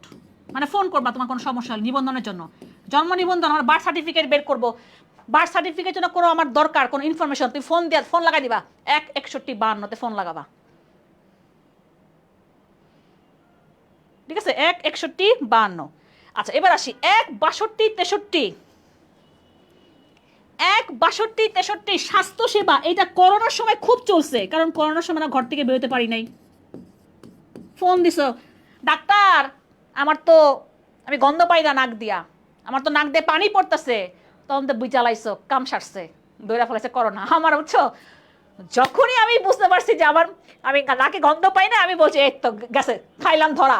তার আগে 2 দিন একদম নাক দিয়ে পানি পড়তেছিল, বাট যখন এখানে কোনো গন্ধ পাই না, কিরে কোনো গন্ধ পাচ্ছি না কেন, পরে বুঝছি ধরা খাইছি। 21 সালে আমার হয়েছিল, আমার হসপিটাল যাওয়া লাগছে। তো স্বাস্থ্য সেবার কিন্তু আমার এই করোনার সময় খুব চলছে, 1, 62, 63। তাহলে বাকি রইল কি? 1, 61, 63 সাথে আমি আরেকটা যোগ করব, 102। আমাদের বাংলাদেশে আরেকটা বড় ঘটনা কি হয়? Fire service. আগুন, তাই না? আগুন লাগে আমার না, অনেক জায়গায় আমাদের আগুন লেগে যায়। সো তখন তুমি ফায়ার সার্ভিসে ফোন করবা, 2টা নাম্বার দেওয়া আছে, 102, 102। আর এটা কি 1, 61, 63। এটা কি কইছি? 1, 62, 63। তোমার জ্বর হলে ফোন দাও এখনই, 1, 62 এতে দেখবা ফোন ধরবে, ডাক্তাররাই ফোন ধরবে। 1, 62, 63। তুমি কোনো স্বাস্থ্য সেবার জন্য ফোন দিবা। আর যদি ধরো কোনো জায়গায় আগুন লাগলো, তাহলে ফোন দিবা হয় 102, না হলে 1, 61, 63। এভাবে বলবা, 1, 61, 63। আর ধরো জরুরি সেবা, ধরো কোথাও কোনো খারাপ কোনো কিছু ঘটনা করছে, পুলিশকে ফোন করতে হবে, তুমি এখানে ফোন করবা 999। এটা বিদেশে 911, আমাদের বাংলাদেশে 999। ইস, খালি চাপাবাস। হ্যাঁ, খালি এখানে চাপাবাস দেখি কমেন্ট করতেছে। হ্যাঁ, দিয়ে দিব, ক্লাসের পিডিএফ দিব। আমি কলকাতা থেকে। ওরে বাবা, সিরিয়াসলি? নাকি চাপাবাজি করতেছো? উগান্ডা, অর্থাৎ তোমরা শয়তানি করতেছো। তাহলে এই দেখো, এই কয়টা প্রশ্ন পরীক্ষা কিন্তু আসতেছে। তুমি প্রিভিয়াস ইয়ারে তোমাদের বই পাইছো না, দেখবা যে তুমি এই টপিক থেকে প্রশ্ন আসে, জরুরি সেবা। হ্যাঁ, টপিক আমার বই তো দেখবা, আমি দিয়ে দিচ্ছি। জরুরি সেবার জন্য হেল্পলাইন নাম্বার, এগুলো কি নাম্বার? হেল্পলাইন। তোমার নিজেরও কাজে লাগবে, স্ক্রিনশট নিয়ে রাখো, হেল্পলাইন নাম্বার। আমাদের তো দেখো না, এই যে হঠাৎ করে কোনো জায়গায় আগুন লেগে যায়, আগুন লেগে আমাদের অনেক ঘটনা ঘটছে, খারাপ ঘটনা, তাই না? সো ফায়ার সার্ভিস হচ্ছে কি আমাদের জানা উচিত, তোমার নিজের জন্য জানা উচিত। নাম্বারটা সেভ করে রাখো। খালি ময়না পাখির নাম্বার সেভ করলে হবে না, এই নাম্বারগুলো সেভ করে রাখো। এগুলো আমাদেরকে কি, আমাদের জন্য খুবই জরুরি। তাহলে আমার অ্যান্সারটা কি ছিল? এইটা। তাহলে আমি এখানে দাগাই দিই 1, 61, 52। ঠিক আছে।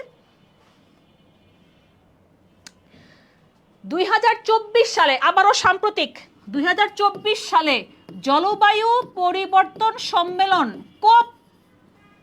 এই কোপ মানে এই কোপ না, কোপাকুপি না কিন্তু, হ্যাঁ, কনফারেন্স অফ দ্য পার্টিস। এই যে এটা বুঝছো, তোমার কোপ মানে বলে কোপ দিমু, হ্যাঁ, কোপ মানে এই কোপ 29। আমার 29তম সম্মেলন হয়েছে। জলবায়ু পরিবর্তন সম্মেলনকে আমি কনফারেন্স অফ দ্য পার্টিস কোপ 29। কবে হয়েছে এটা? 24 সালে। প্রতি বছর আমার এই কোপ 29 সম্মেলনটা হয়। এখন আমার কোপ 29 সম্মেলনটা কবে হয়েছে সেটা এখন লাস্ট, আমি কি বললাম, বছরে। তার মানে কোপ 29 হয়েছে 24-এ। তাহলে নেক্সট কি হবে বলো? কোন কোপ হবে? কোপ 30 এবছর হবে, তাহলে 25-এ হবে। তাহলে বলো। আরে আপনার নাম্বার দেন, সেভ করে রাখি, মাইট দিব, বুঝছো? হোয়াট ইজ ময়না পাখি? আরে আরাফাত মানে কিছুই জানে না, ঢং। নাজমুল বলে প্যারিসে।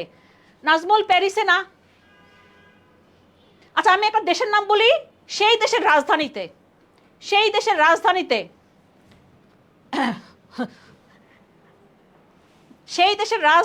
সেটা হচ্ছে গিয়ে আজারবাইজানের রাজধানী। এবার অ্যান্সার করো, কোপাকপি। হ্যাঁ, ও তুমি আবার জান পাখি বলো। আরিয়ান মাহমুদ বলছে, বলে জান পাখি কয়। কত নাম শুনতেছি তোমাদের, বাবারে বাবা। ভালোই, তোমরা সব তো গেঞ্জি পোলা পায়, তোমাদের কাছ থেকে অনেক কিছু শিখতেছি আমিও। তাহলে আজারবাইজানের রাজধানী বাকুতে আমার কোপ 29 সম্মেলন অনুষ্ঠিত হয়েছে। আমাদের প্রধান উপদেষ্টাও গেছিলেন কোপ 29-এ, প্যারিসে না, প্যারিসের বাকুতে। তাহলে নেক্সট হবে আমি 25 সালে, এই নভেম্বর সামনেই কোপ হবে। তোমাদের যারা হেক্সা স্বপ্ন দেখো, এখন বুঝে নাও কারা দেখে হেক্সা স্বপ্ন। এই পোলারা বল, কারা দেখে হেক্সা স্বপ্ন? সেই দেশে কি বেলেম ব্রাজিলে হবে। হেক্সার স্বপ্নে স্বপ্নে অনেক দিন পার করতেছে, কিন্তু আর স্বপ্ন আর পূরণ হয় না। ঠিক আছে, এখন দেখা যাবে যে কমেন্টে যুদ্ধ শুরু হয়ে যাবে। তাহলে কি হবে? বাকুতে, আর আবার নেক্সট হবে এই বছর বেলেম ব্রাজিল। তার মানে এটা ইম্পর্টেন্ট, এই বছর হচ্ছে। সো এই জন্য বলতেছি, দেখো আমাদের যে সম্মেলনগুলো না যখন হয়, ওগুলো থেকে প্রশ্ন আসে। যেমন এই বছর আমার বিমস্টেকের সম্মেলন হয়েছে ব্যাংকক, থাইল্যান্ডে। তারপর আমরা এখন হচ্ছে গিয়ে বিমস্টেকের চেয়ারম্যানশিপটা পাইছি। সো এখন এগুলো গুরুত্বপূর্ণ। Baku, yes, 7 up. হ্যাঁ, যে কইছি এখন শুরু হয়ে যাবে মারামারি। মারামারি শুরু হয়েছে, স্টার্ট।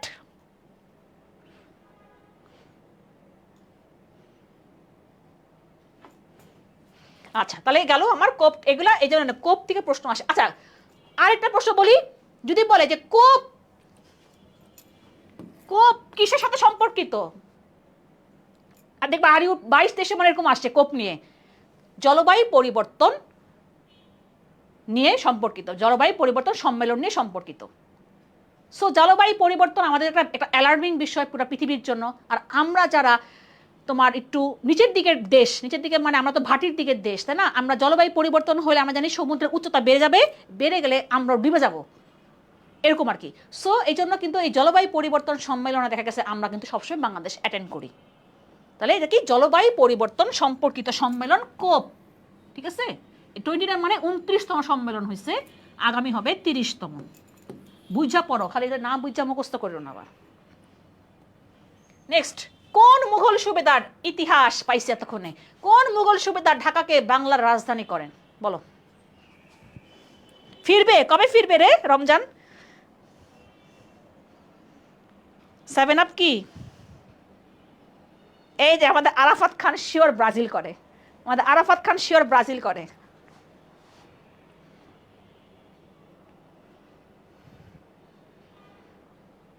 আচ্ছা, কোন মুঘল সুবেদার ঢাকাকে বাংলার রাজধানী করেন? যখন ঢাকাকে বাংলার রাজধানী করা হয় প্রথম 1610 সালে, তার নামটাই বলবা। প্রাইভেট গ্রুপে 2 দিন আগে আমি এটা নিয়ে পোস্ট করছিলাম, মানে কুইজ দিছিলাম। এখন যদি ভুল কর একদম পিটাম। নেক্সট ওয়ার্ল্ড ফিরবে, সেটাই কইছি না, মারামারি শুরু হয়ে যাবে, কমেন্টে মারামারি শুরু হয়ে গেছে, বুঝছো? আসো, আমরা জানি 1610 সালে ঢাকা প্রথম বাংলার রাজধানী হয়। তাহলে আরেকটা প্রশ্ন বললাম, তাহলে যদি প্রশ্ন আসে ঢাকা কবে বাংলার রাজধানী হয়, কবে? 1610 সালে। আমি এটা পড়াইছিলাম তোমাকে ইতিহাসে, ভুলে গেছো? আমি তো এমনিও পড়াই, কিন্তু তোমাদের ইতিহাসে আমি পড়াইছিলাম। তাহলে ঢাকা রাজধানী হয় কবে প্রথম? এই যে এখন ঢাকা বাংলাদেশের রাজধানী, ঠিক আছে? ঠিক তেমনি প্রথম হয়েছে 1610 সালে। তখন ঢাকার নামকরণ করা হয় জাহাঙ্গীরনগর। বলো তো কার নামে? ওই কার নামে করছে কও? এখন আমরা দেখতে পাই যাবি, আবার বিবি বলো না, হ্যাঁ যাবি, জাহাঙ্গীরনগর বিশ্ববিদ্যালয় নামটা টিল এখনো আছে আমাদের, কারণ ঢাকার পূর্ব নাম আমার জাহাঙ্গীরনগর।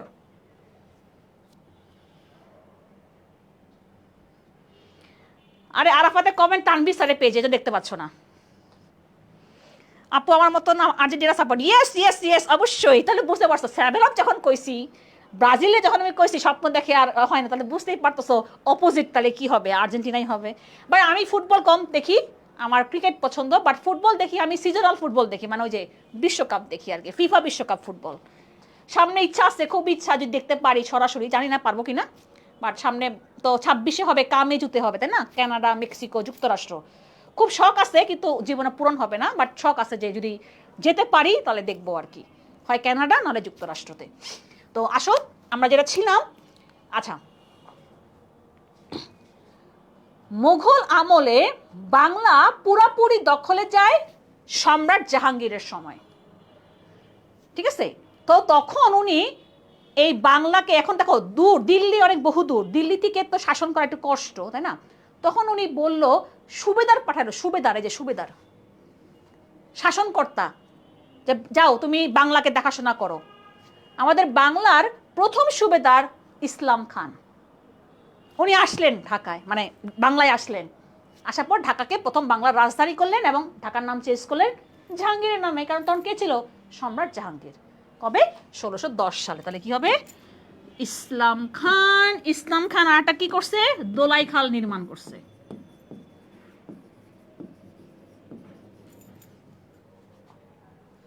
মীর জুমলা পড়বো আমরা, ঢাকা গেট নির্মাণ করছে। দেখতে চাও ছবি? তাহলে তোমাদেরকে ছবি পোস্ট করবো না এতে, প্রাইভেট গ্রুপে। মীর জুমলা ঢাকা গেট নির্মাণ করে আমাদের ঢাকাতে, আমাদের দোল চত্বরের সামনে একটা দেখবা সুন্দর গেট আছে একটা, এখন এটাকে সুন্দর সংস্কার করছে। হ্যাঁ, ওইটা আমাদের বানাইছে কি? মীর জুমলা। তার ওটার সামনে কামান দেওয়া আছে, মীর জুমলার কামান।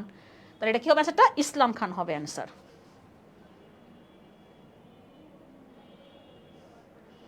ওকে, তাহলে আমরা পেয়ে গেলাম ইসলাম খান ঢাকাকে বাংলা রাজধানী করছেন 1610 সালে।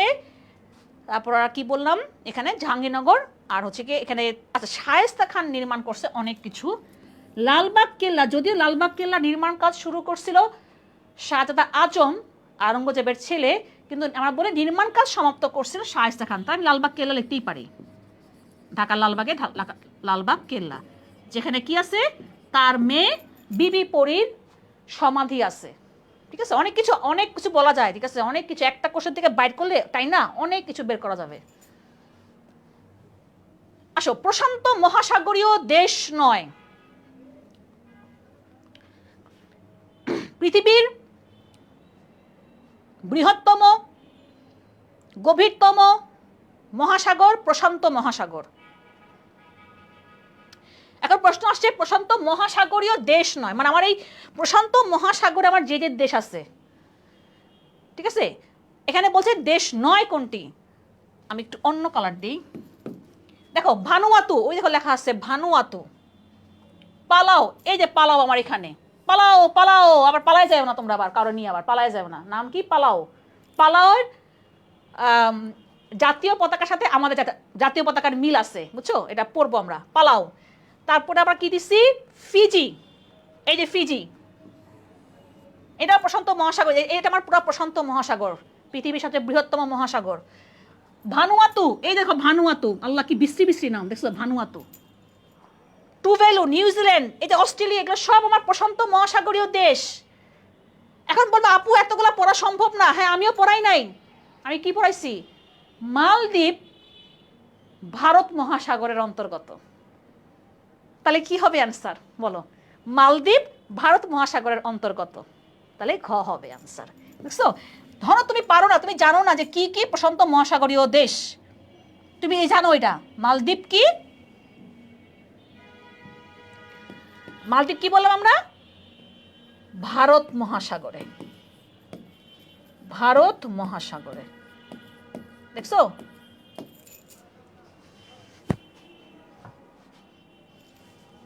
ক্লিয়ার? ও সবাই আমার আগেই মালদ্বীপ লেখা হলাইছে, বাহ সেই। কমেন্ট সেকশন বন্ধ তো করলে তোমরাই তো বলবা আমরা কেমনে অ্যান্সার করব। সমস্যা তো এটাই, পেজে না কিছু আউল ফাউল থাকবে কমেন্ট, এগুলাকে ইগনোর করবা, এটাই সমস্যা, বুঝছো? তোমাদেরকে আমি আর কিছু বললাম না, থাক। হ্যাঁ, আমরা আসি পরবর্তী কোশ্চেনে যাই। ওহো, একটা উক্তি আসছে, উক্তি। এই উক্তিটা যিনি করছেন তিনি ঠিক মারা যাওয়ার আগে এই উক্তিটা করছেন। কি বলছে? I to die and you to live, which is better only God knows. আমি মরবো, তুমি বাঁচবা, কোনটা বেটার সেটা উপরওয়ালা জানে। এই কথাটা উনি মারা যাওয়ার আগে এই উক্তিটা করে গেছেন। তাহলে তো বলো তো দেখি কি। ওই রে ভাই, সব কিছু ধুমধাম করে পড়ে যাচ্ছে। ইবনে বতুতা মালদ্বীপে অসংখ্য বিয়ে করে, তাই আমি এটা বলতে পারবো না এই ইনফরমেশনটা। ম্যাম ভাত খাবো? খাইতে মানা করছে কে? তুমি খাও আর আমার ক্লাস করবা, সমস্যা তো নাই, তোমার তো প্রবলেম নাই। তুমি খাইতে খাইতে শুইতে শুইতে বসতে বসতে আমার ক্লাস করবা, প্যারা কই? দেখো এই কথাটা আমরা জানি যে সক্রেটিসকে কি বিষ পানে তাকে হত্যা করা হয়েছে না? হেমলক বিষ পানে তাকে হত্যা করা হয়েছে না? ওই যে তার আগে উনি এই কথাটা বলছিলেন। তাহলে কি হবে? সক্রেটিস। ঠিক আছে, সক্রেটিস।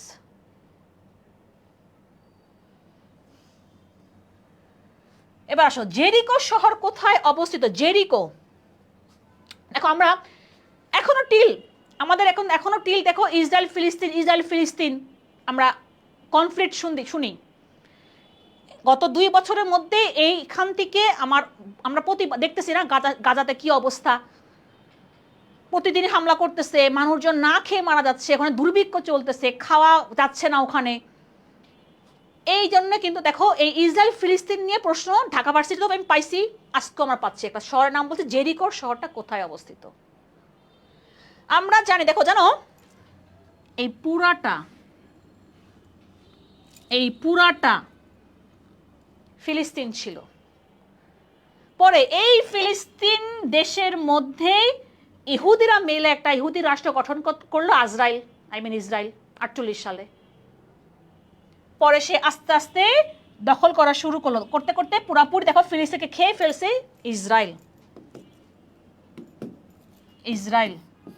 এই পুরাটা, হ্যাঁ, খালি মাত্র অল্প একটু জায়গা এখন কে পাইছে? দেখো পশ্চিম তীর এটা,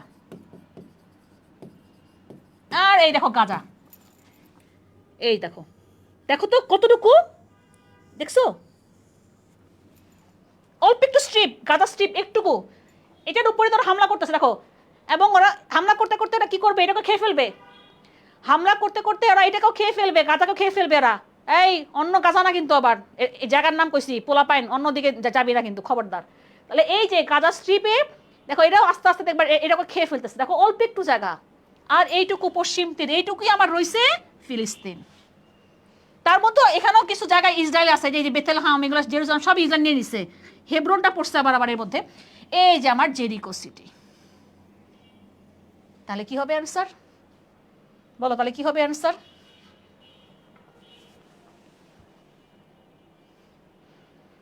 এই আমার হাত কয়টা? 2টা। আমি তোমাদের ক্লাস নিচ্ছি, এখন আমি কিভাবে ব্যান করবো পেজ থেকে?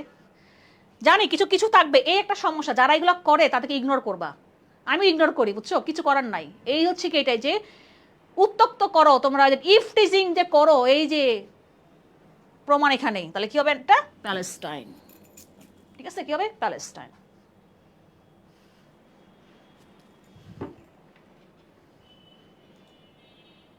অনেক ইতিহাস, ইসরায়েলি ফিলিস্তিনের অনেক ইতিহাস, সব তো আর পড়া সম্ভব না, তাই না? আমরা তারপরে পড়বো।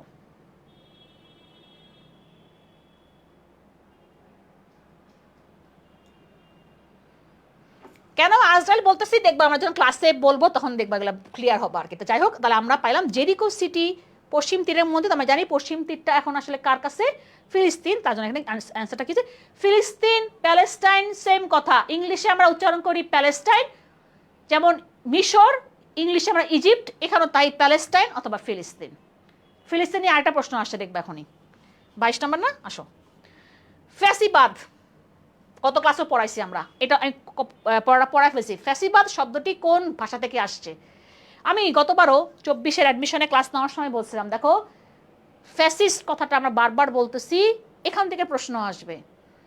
ঠিক তাই প্রশ্ন আসছে একদম প্রতিটা অ্যাডমিশন। আমি দেখছি, আমি দেখে আমি হাসি, আমি জানা কথা আসবেই। ফ্যাসিস্ট, ফ্যাসিজমের প্রবর্তক কে? আমরা আগের দিন পড়ছিলাম, ফ্যাসিজমের প্রবর্তক কে? ফ্যাসিজমের প্রবর্তক আগের দিন পড়ছিলাম আমরা, বলো প্রবর্তক মুসোলিনি। বাড়া কোন দেশের? মুসোলিনি। আমরা ইতিহাসে অনেক পড়ছি ওনাকে নিয়ে, তাই না? ইতিহাসে ডিটেলস পড়া হয়েছে, কিন্তু এত ডিটেলস পড়া লাগে না। তোমরা যারা পড়ছো না ইতিহাসে, অনেক ডিটেলস পড়ছো, হিটলার নিয়ে পড়ছো, মুসোলিনিকে নিয়ে পড়ছো, এত কিছু পড়া লাগে না, আমরা খুব কম পড়বো। আমরা জানি মুসোলিনি ইটালির, সেকেন্ড ওয়ার্ল্ড ওয়ারে তাকে হত্যা করা হয়, তাই না? সেকেন্ড ওয়ার্ল্ড ওয়ারে সে ছিল যুদ্ধের পক্ষে, হিটলারের বন্ধু, ঠিক আছে? তাহলে যেহেতু আমরা বলতেছি ফ্যাসিজমের প্রবর্তক মুসোলিনি, তার মানে এই ফ্যাসিবাদ কথাটা আসতেছে কি? ইটালীয় ভাষা থেকে, ফ্যাসিওস উচ্চারণটা আমরা পড়ছিলাম, ঠিক আছে? রাশিয়া না, মুসলিন রাশিয়া না।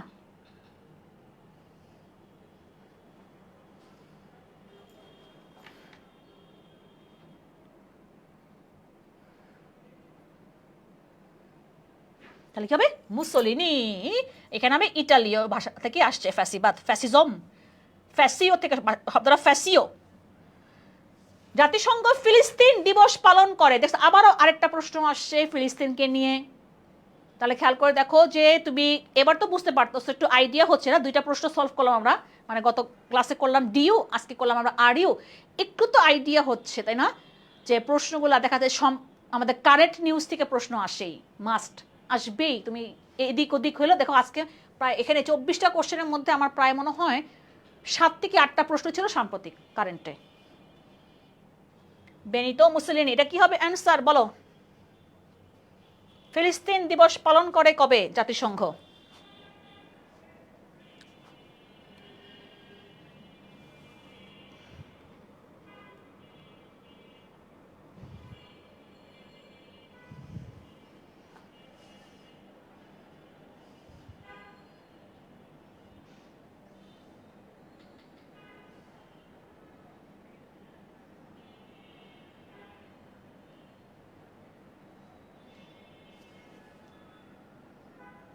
দাঁড়াও, তোমাদের একটা কমেন্ট।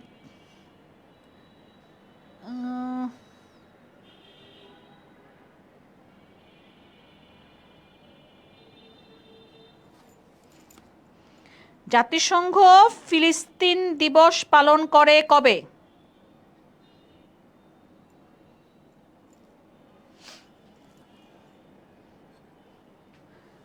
এটা হবে 29 নভেম্বর। কোথায়? এই যে এটা 29 নভেম্বর পালন করে, এই জন্য পরীক্ষাটা আসছে তো সম্প্রতি, হ্যাঁ নভেম্বর মাসে পালন করা হয়েছে, এই জন্য এটা প্রশ্নটা আসছে। আচ্ছা, 24টা প্রশ্ন আসছে একটা শিফটে, আমি অন্য শিফট থেকে আরো 6টা প্রশ্ন নিয়ে আসছি। তাহলে চলো আমরা দেখি অন্য শিফটে কি প্রশ্ন আসছে। বর্তমান অন্তর্বর্তীকালীন সরকার গঠিত হয়, নামের পিছনে তো ইতিহাস নাই, কিন্তু কিছু ইনফরমেশন, যেমন শায়েস্তা খানের আমলে 1 টাকায় 8 মণ চাল পাওয়া যেত, এরকম তোমার মানে এরকম ইনফরমেশন আছে আর কি। প্রতি মাসে কারেন্ট অ্যাফেয়ার্স পড়া লাগবে না, কারেন্ট অ্যাফেয়ার্স আমি তোমাদের ক্লাসে পড়াই দিব।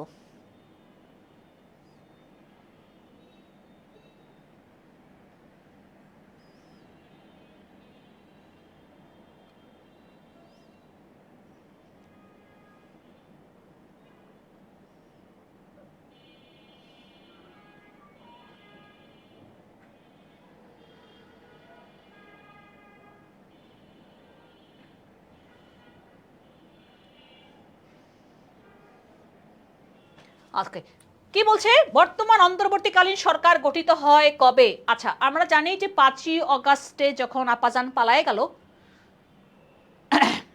আমরা এখন এই 5ই অগাস্টকে আমরা পালন করি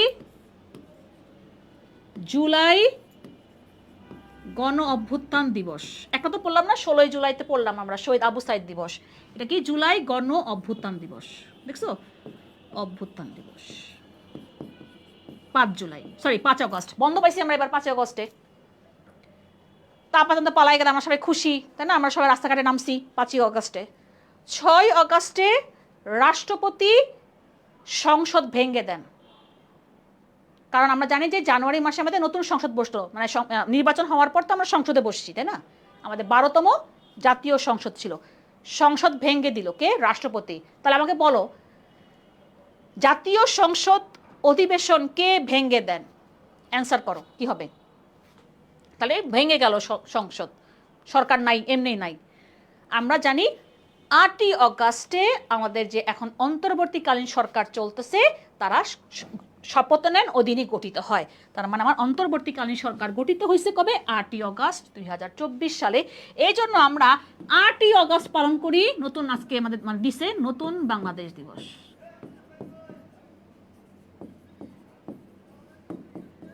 নতুন বাংলাদেশ দিবস। দেখো তাহলে 5, 6 আর 8 আমাদের জন্য গুরুত্বপূর্ণ। 5 তারিখে আমরা বললাম যে আমরা নাম দিলাম কি জুলাই গণ অভ্যুত্থান দিবস, গণভবনের পতন হইল। 6 তারিখে কি বললাম আমরা? রাষ্ট্রপতি সংসদ ভেঙে দিছেন, রাষ্ট্রপতি এটাই করেন, সংসদ অধিবেশন আহ্বানও করেন, ভেঙে দেন, মুলতবি ঘোষণা করেন রাষ্ট্রপতি। দেন আমরা 8 তারিখে, কারণ কেন দেরি হইলো বলি একটু তাহলে, কেন দেরি হইলো? যেহেতু আমরা ডক্টর মোহাম্মদ ইউনূসকে আমাদের প্রধান উপদেষ্টা বানাবো, উনি ছিলেন প্যারিসে, ওই যে তোমরা দেখলাম না অলিম্পিক, প্যারিস অলিম্পিকে ছিলেন উনি প্যারিসে ছিলেন। উনি প্যারিস থেকে ঢাকায় এসেই রাতের বেলা 8 তারিখে রাষ্ট্রপতির নিকট শপথ গ্রহণ করেন। তার মানে আমাদের বাংলাদেশের প্রধানমন্ত্রী, যেহেতু আমরা প্রধান উপদেষ্টা সমতুল্য, তাই না, আমাদের বাংলাদেশের প্রধানমন্ত্রী কার নিকট শপথ নেন? রাষ্ট্রপতির নিকট। এটা একটা প্রশ্ন, তুমি দেখবে গ্রামে পড়াবো আমরা, তারপর আমি বললাম আর কি, যেহেতু চলে আসলো আর কি। আমরা দেখছি যে রাষ্ট্রপতি বঙ্গভবনে গেছেন, বঙ্গভবনে গিয়ে ওনারা শপথ নিয়েছেন। এখন আমাদের বর্তমানে অন্তর্বর্তীকালীন সরকারে আমাদের কয়জন? সব মিলে 23 জন উপদেষ্টা, প্রধান উপদেষ্টা সহ, যার মধ্যে আমরা আগের দিন পড়ছিলাম, তোমাদের পড়াইছি না নারী উপদেষ্টা 4 জন। এই তোমাদের পড়ালাম, কারা পড়াইলাম? তাহলে নারী উপদেষ্টা কয়জন? 4 জন। ওকে, তাহলে কি হবে? 8ই অগস্ট। বিশ্বের প্রথম এআই শিশুর নাম কি? তোমরা কত এখন এআই দিয়ে কত কিছু বানাই ফেলাও, বাবারে বাবা, দেখলেই ভয় লাগে। হ্যাঁ,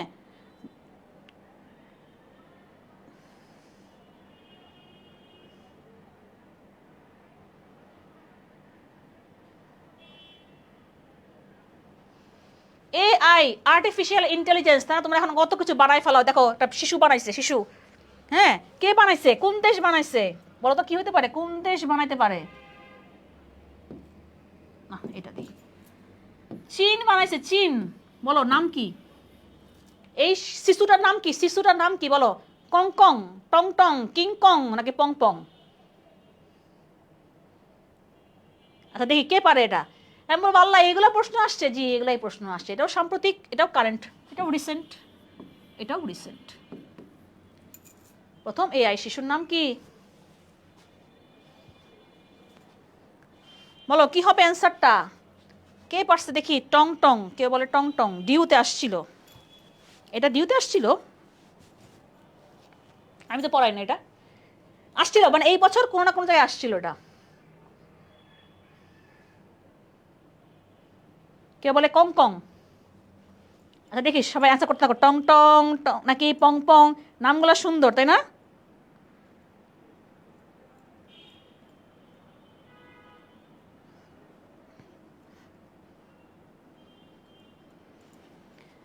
তোমরা যারা যারা বলছো টং টং, তাদেরটাই ঠিক। টং টং নাম, এই শিশুটার নাম টং টং। এবার আসো, কোন সময়কে জেন জি ধরা হয়? জেন জি, জেনারেশন জেড। আমি বলছি গেঞ্জি। এই গেঞ্জি পিপল, বলো তোমাদের বয়সটা কোথায়? এই যে এই জিনিসটা আমরা জীবনও পড়াই নাই, জীবনও পড়াই নাই। কখন আসলো? এই যে তোমাদের জুলাই আন্দোলনে জেনজি পোলাপাইন, গেঞ্জি পোলাপাইন আসলো, তোমরা আন্দোলন করলা, তোমরা তো তোমার গেঞ্জি পিপল। তখন থেকে এই জেনারেশন জেড এই কোশ্চেনটা আসছে, 2বার আসছে এবার অ্যাডমিশনে। আর ইউতে আসছে, আরেকটা জানি কোথায় আসছে। হ্যাঁ, 2 জায়গায় আসছে এটা। তাহলে বলো গেঞ্জি পিপল, তোমরা বলো তোমাদের বয়সের মানে এটা বলো, তোমাদের কোন কোন বয়সের মধ্যে হইলে আমরা তোমাকে বলি তোমরা গেঞ্জি পিপল। আচ্ছা 97 থেকে 12। কিংকং, এই কিংকং, কিংকং তো সিনেমার নাম না একটা? হ্যাঁ, বলো জেনজি, এই গেঞ্জি পিপল, তোমরা তো গেঞ্জি পিপল, বলো তোমরা কি কোন এতে আসো এখন? বলো জেনারেশন জেড। এখন তোমাদেরই দিন, তোমাদেরই দিন। হ্যাঁ, আমরা জানি যে গেঞ্জি পিপল হচ্ছে গিয়া 97 থেকে 2012। এইটা 97 থেকে 2012 পর্যন্ত আমরা এটাকে কি বলি? Generation Z. ঠিক আছে, জেন জি। এটা ভুল করবা না নাকি? বিশ্বের কোন দেশ গ্রামীণ ব্যাংকের আদলে ক্ষুদ্র ঋণ দেয়? আমরা জানি যে ক্ষুদ্র ঋণ দেওয়া যেটা, হ্যাঁ, এটা গ্রামীণ ব্যাংক থেকে শুরু হয়েছে। আমরা বললাম যে গ্রামীণ ব্যাংক 1983 সালে আত্মপ্রকাশ করছে। এবং এই যে গ্রামীণ ব্যাংকের আদলে ক্ষুদ্র ঋণ কোন দেশে প্রথম শুরু হয়েছে? বলো কোন দেশ হতে পারে? তোমরা মুইজ কি কইছে? উই আর জেড জি। এখনো না বুঝা স্বর্ণা? তোমাদের এই বয়সের এটাকে বলা হয় জেন জি, এরকম একটা রকম ভাগ করা আছে আর কি বয়স, মিলেনিয়াম বলে, এরকম আলফা বিটা অনেক কিছু আছে এখন এসব। তাহলে এটা হবে জাপান। জাপান জাপান শুরু করছে এটা, ঠিক আছে, জাপান শুরু করছে এটা গ্রামীণ ব্যাংকের আদলে ক্ষুদ্র ঋণ। এবার আসো নোবেল বিজয়, দেখো এটা আপাতত তোমাকে দেখাচ্ছি, কিন্তু তোমরা পড়া লাগবে না। কেন 24 সাল কেন পড়া লাগবে না? কারণ আমরা এই যে 25শে অক্টোবরে, এই যে আজকে কত, আজকে তো সেপ্টেম্বর মাস, তাই না, অক্টোবরের প্রথম সপ্তাহে তুমি পেয়ে যাবা আমাদের নতুন 2025 সালের নোবেল বিজয়ী। বলা যায় না আমাদের ডোনাল্ড সাহেব পাইতে পারে আর কি, হ্যাঁ। তো ওইটা আমার ইম্পর্টেন্ট হয়ে যাবে, তখন আমার এটা পড়া লাগবে না। কিন্তু দেখো প্রশ্ন আসছে নোবেল পুরস্কার থেকে, কি বলছে, সাহিত্যে নোবেল বিজয়ী 2024 সালে কে পাইছেন সাহিত্যে নোবেল বিজয়ী? উনি দক্ষিণ কোরিয়ার, যে পাইছেন উনি দক্ষিণ কোরিয়ার।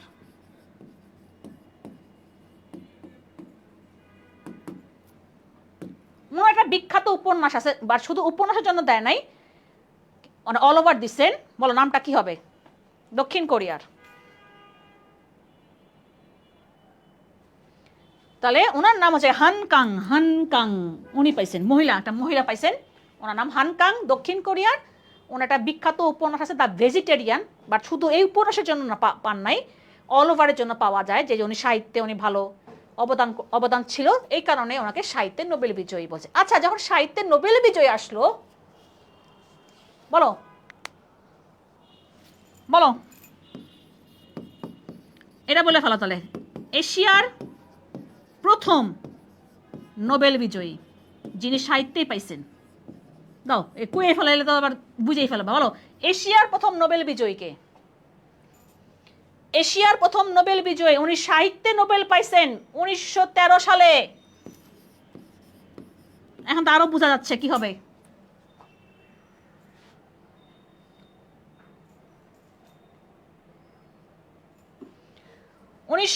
সালে এশিয়া থেকে প্রথম নোবেল বিজয়ী যিনি সাহিত্যে নোবেল বিজয়ী, দ্য সং অফারিংস, যেটার বাংলা গীতাঞ্জলি কাব্যগ্রন্থ, বা ইংলিশে সং অফারিংস, তার মানে কি রবি ঠাকুর। সাহিত্যে পাইছে না, সাহিত্যে পাইছে।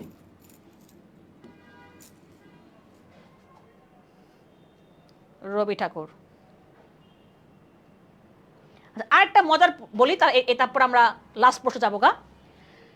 আমরা দেখলাম যে যিনি সাহিত্যিক তিনি নোবেল পাইছেন, সাহিত্যে নোবেল পাইছেন। রবি ঠাকুরও সাহিত্যিক, উনি সাহিত্যে নোবেল পাইছেন, তাই না, দেখি সাহিত্যে নোবেল পাইছেন। এখন একটা মজার কথা শুনবা, একজন রাজনীতিবিদ হয়েও, মানে একটা পলিটিশিয়ান, একজন রাজনীতিবিদ হয়েও সাহিত্যে নোবেল পাইছেন কে?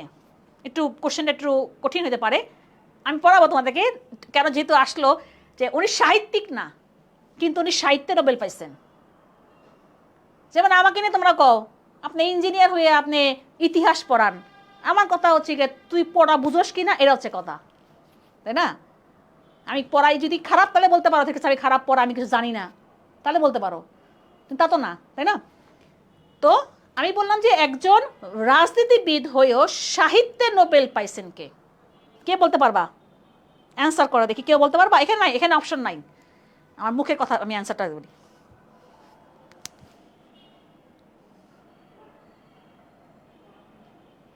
প্রশ্ন বলার আগে উত্তর আসে কেন? তোমার মনে হয় ইন্টারনেটে ঝামেলা করতেছে?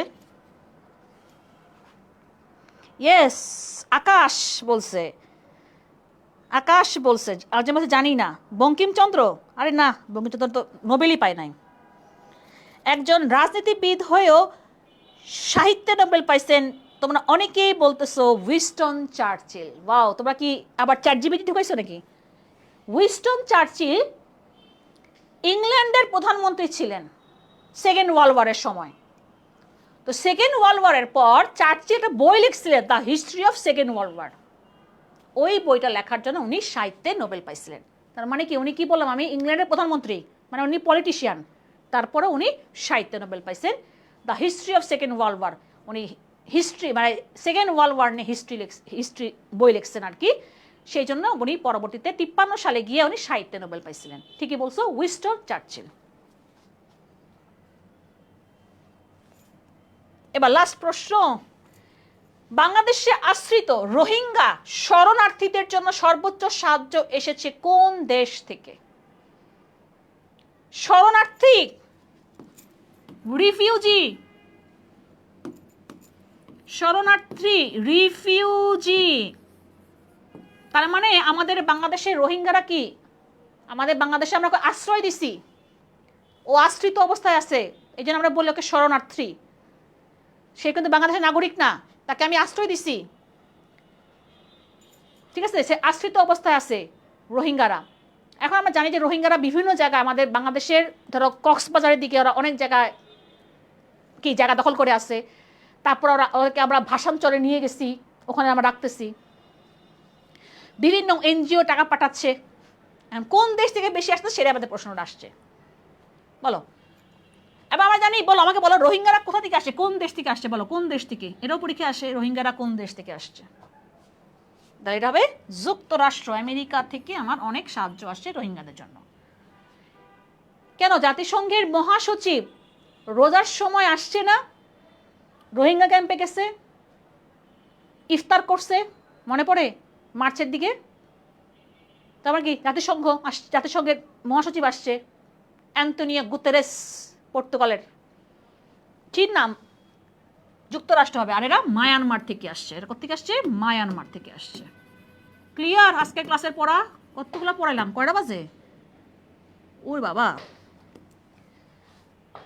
যারা এখনো ভর্তি হও নাই, তোমরা এখনো 5 সেপ্টেম্বর পর্যন্ত তোমরা এই 2800 টাকাতে ভর্তি হইতে পারবা। এগুলো না অনেক কিছু বলছি, যেটা আর বলবো না। হ্যাঁ, বলতে বলতে বলবো আপু খালি এগুলো করতে করতে হয়রান হয়ে যায়, এই জন্য এটা বলবো না আর। তোমরাই বলবা আমাদের কোর্স কেমন, তোমরাই বলবা। ওকে, হ্যাঁ, মায়ানমার থেকে আসছে অ্যান্তোনিও গুতেরেস। ইয়েস, এখন আমাদের জাতিসংঘের 9ম মহাসচিব অ্যান্তোনিও গুতেরেস। বেটা কোন দেশের? সুই। তাহলে বলো অ্যান্তোনিও গুতেরেস কোন দেশের? রাহাত আহমেদের মাথা খারাপ হয়ে গেছে, বুঝছো? নোবেলের আশায় হাসিনা রোহিঙ্গাতে জায়গা দিয়েছিল, ঠিকই কইছে, কিন্তু হামিদ কিন্তু ঠিক বলছে। আরিয়ান মাহমুদ হামিদ কিন্তু ভালোই কথা বলছে, আসলে ঠিক কইছো কিন্তু।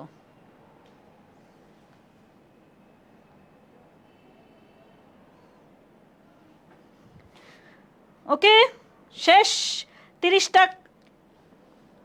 30টা আমরা পড়াইলাম, 30টা তো না, আমার তো চেয়েও আমরা বেশি কোশ্চেন আমরা পড়াইছি, তাই না? তাহলে আমরা আজকে আরইউ কোশ্চেনগুলো দেখলাম। এখন তো বুঝতে পারতেছো যে প্রশ্নগুলো আসলে কিভাবে হয়। তার মানে সাম্প্রতিককে আমাকে একটু ভালোভাবে ট্যাকেল দিতে হবে, কারণ আমরা দেখলাম যে সাম্প্রতিক থেকে প্রশ্ন হয়। তোমরা চাইলে হবে, আসিয়া আক্তার যদি চাও এরকম ফ্রি ক্লাস, আমি এই জন্যই বললাম তোমাকে যে আমরা এরকম কোশ্চেন অ্যানালাইসিসের ক্লাসগুলো একটু ফ্রিতে রাখতে চাচ্ছি। তোমরা রাজি থাকলে আমরা ক্লাসগুলো কন্টিনিউ করব। আমাকে অ্যান্সার দাও, কন্টিনিউ করবো কিনা একটু বলো।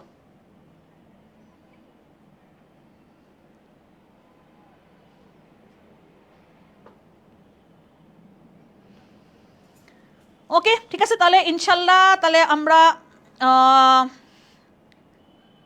আবারও এরকম চলে আসবো। কোনো ডিউর কোশ্চেন কবে দিবেন? এই রাহাত, আমাদের ক্লাস হয়ে গেছে, এখানে ডিউর কোশ্চেন অ্যানালাইসিস ক্লাসটা হয়ে গেছে, দেখো তুমি।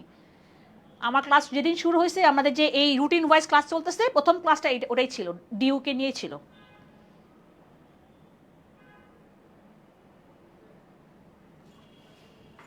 কি কয় এ, কি কয় রে? অ্যান্সার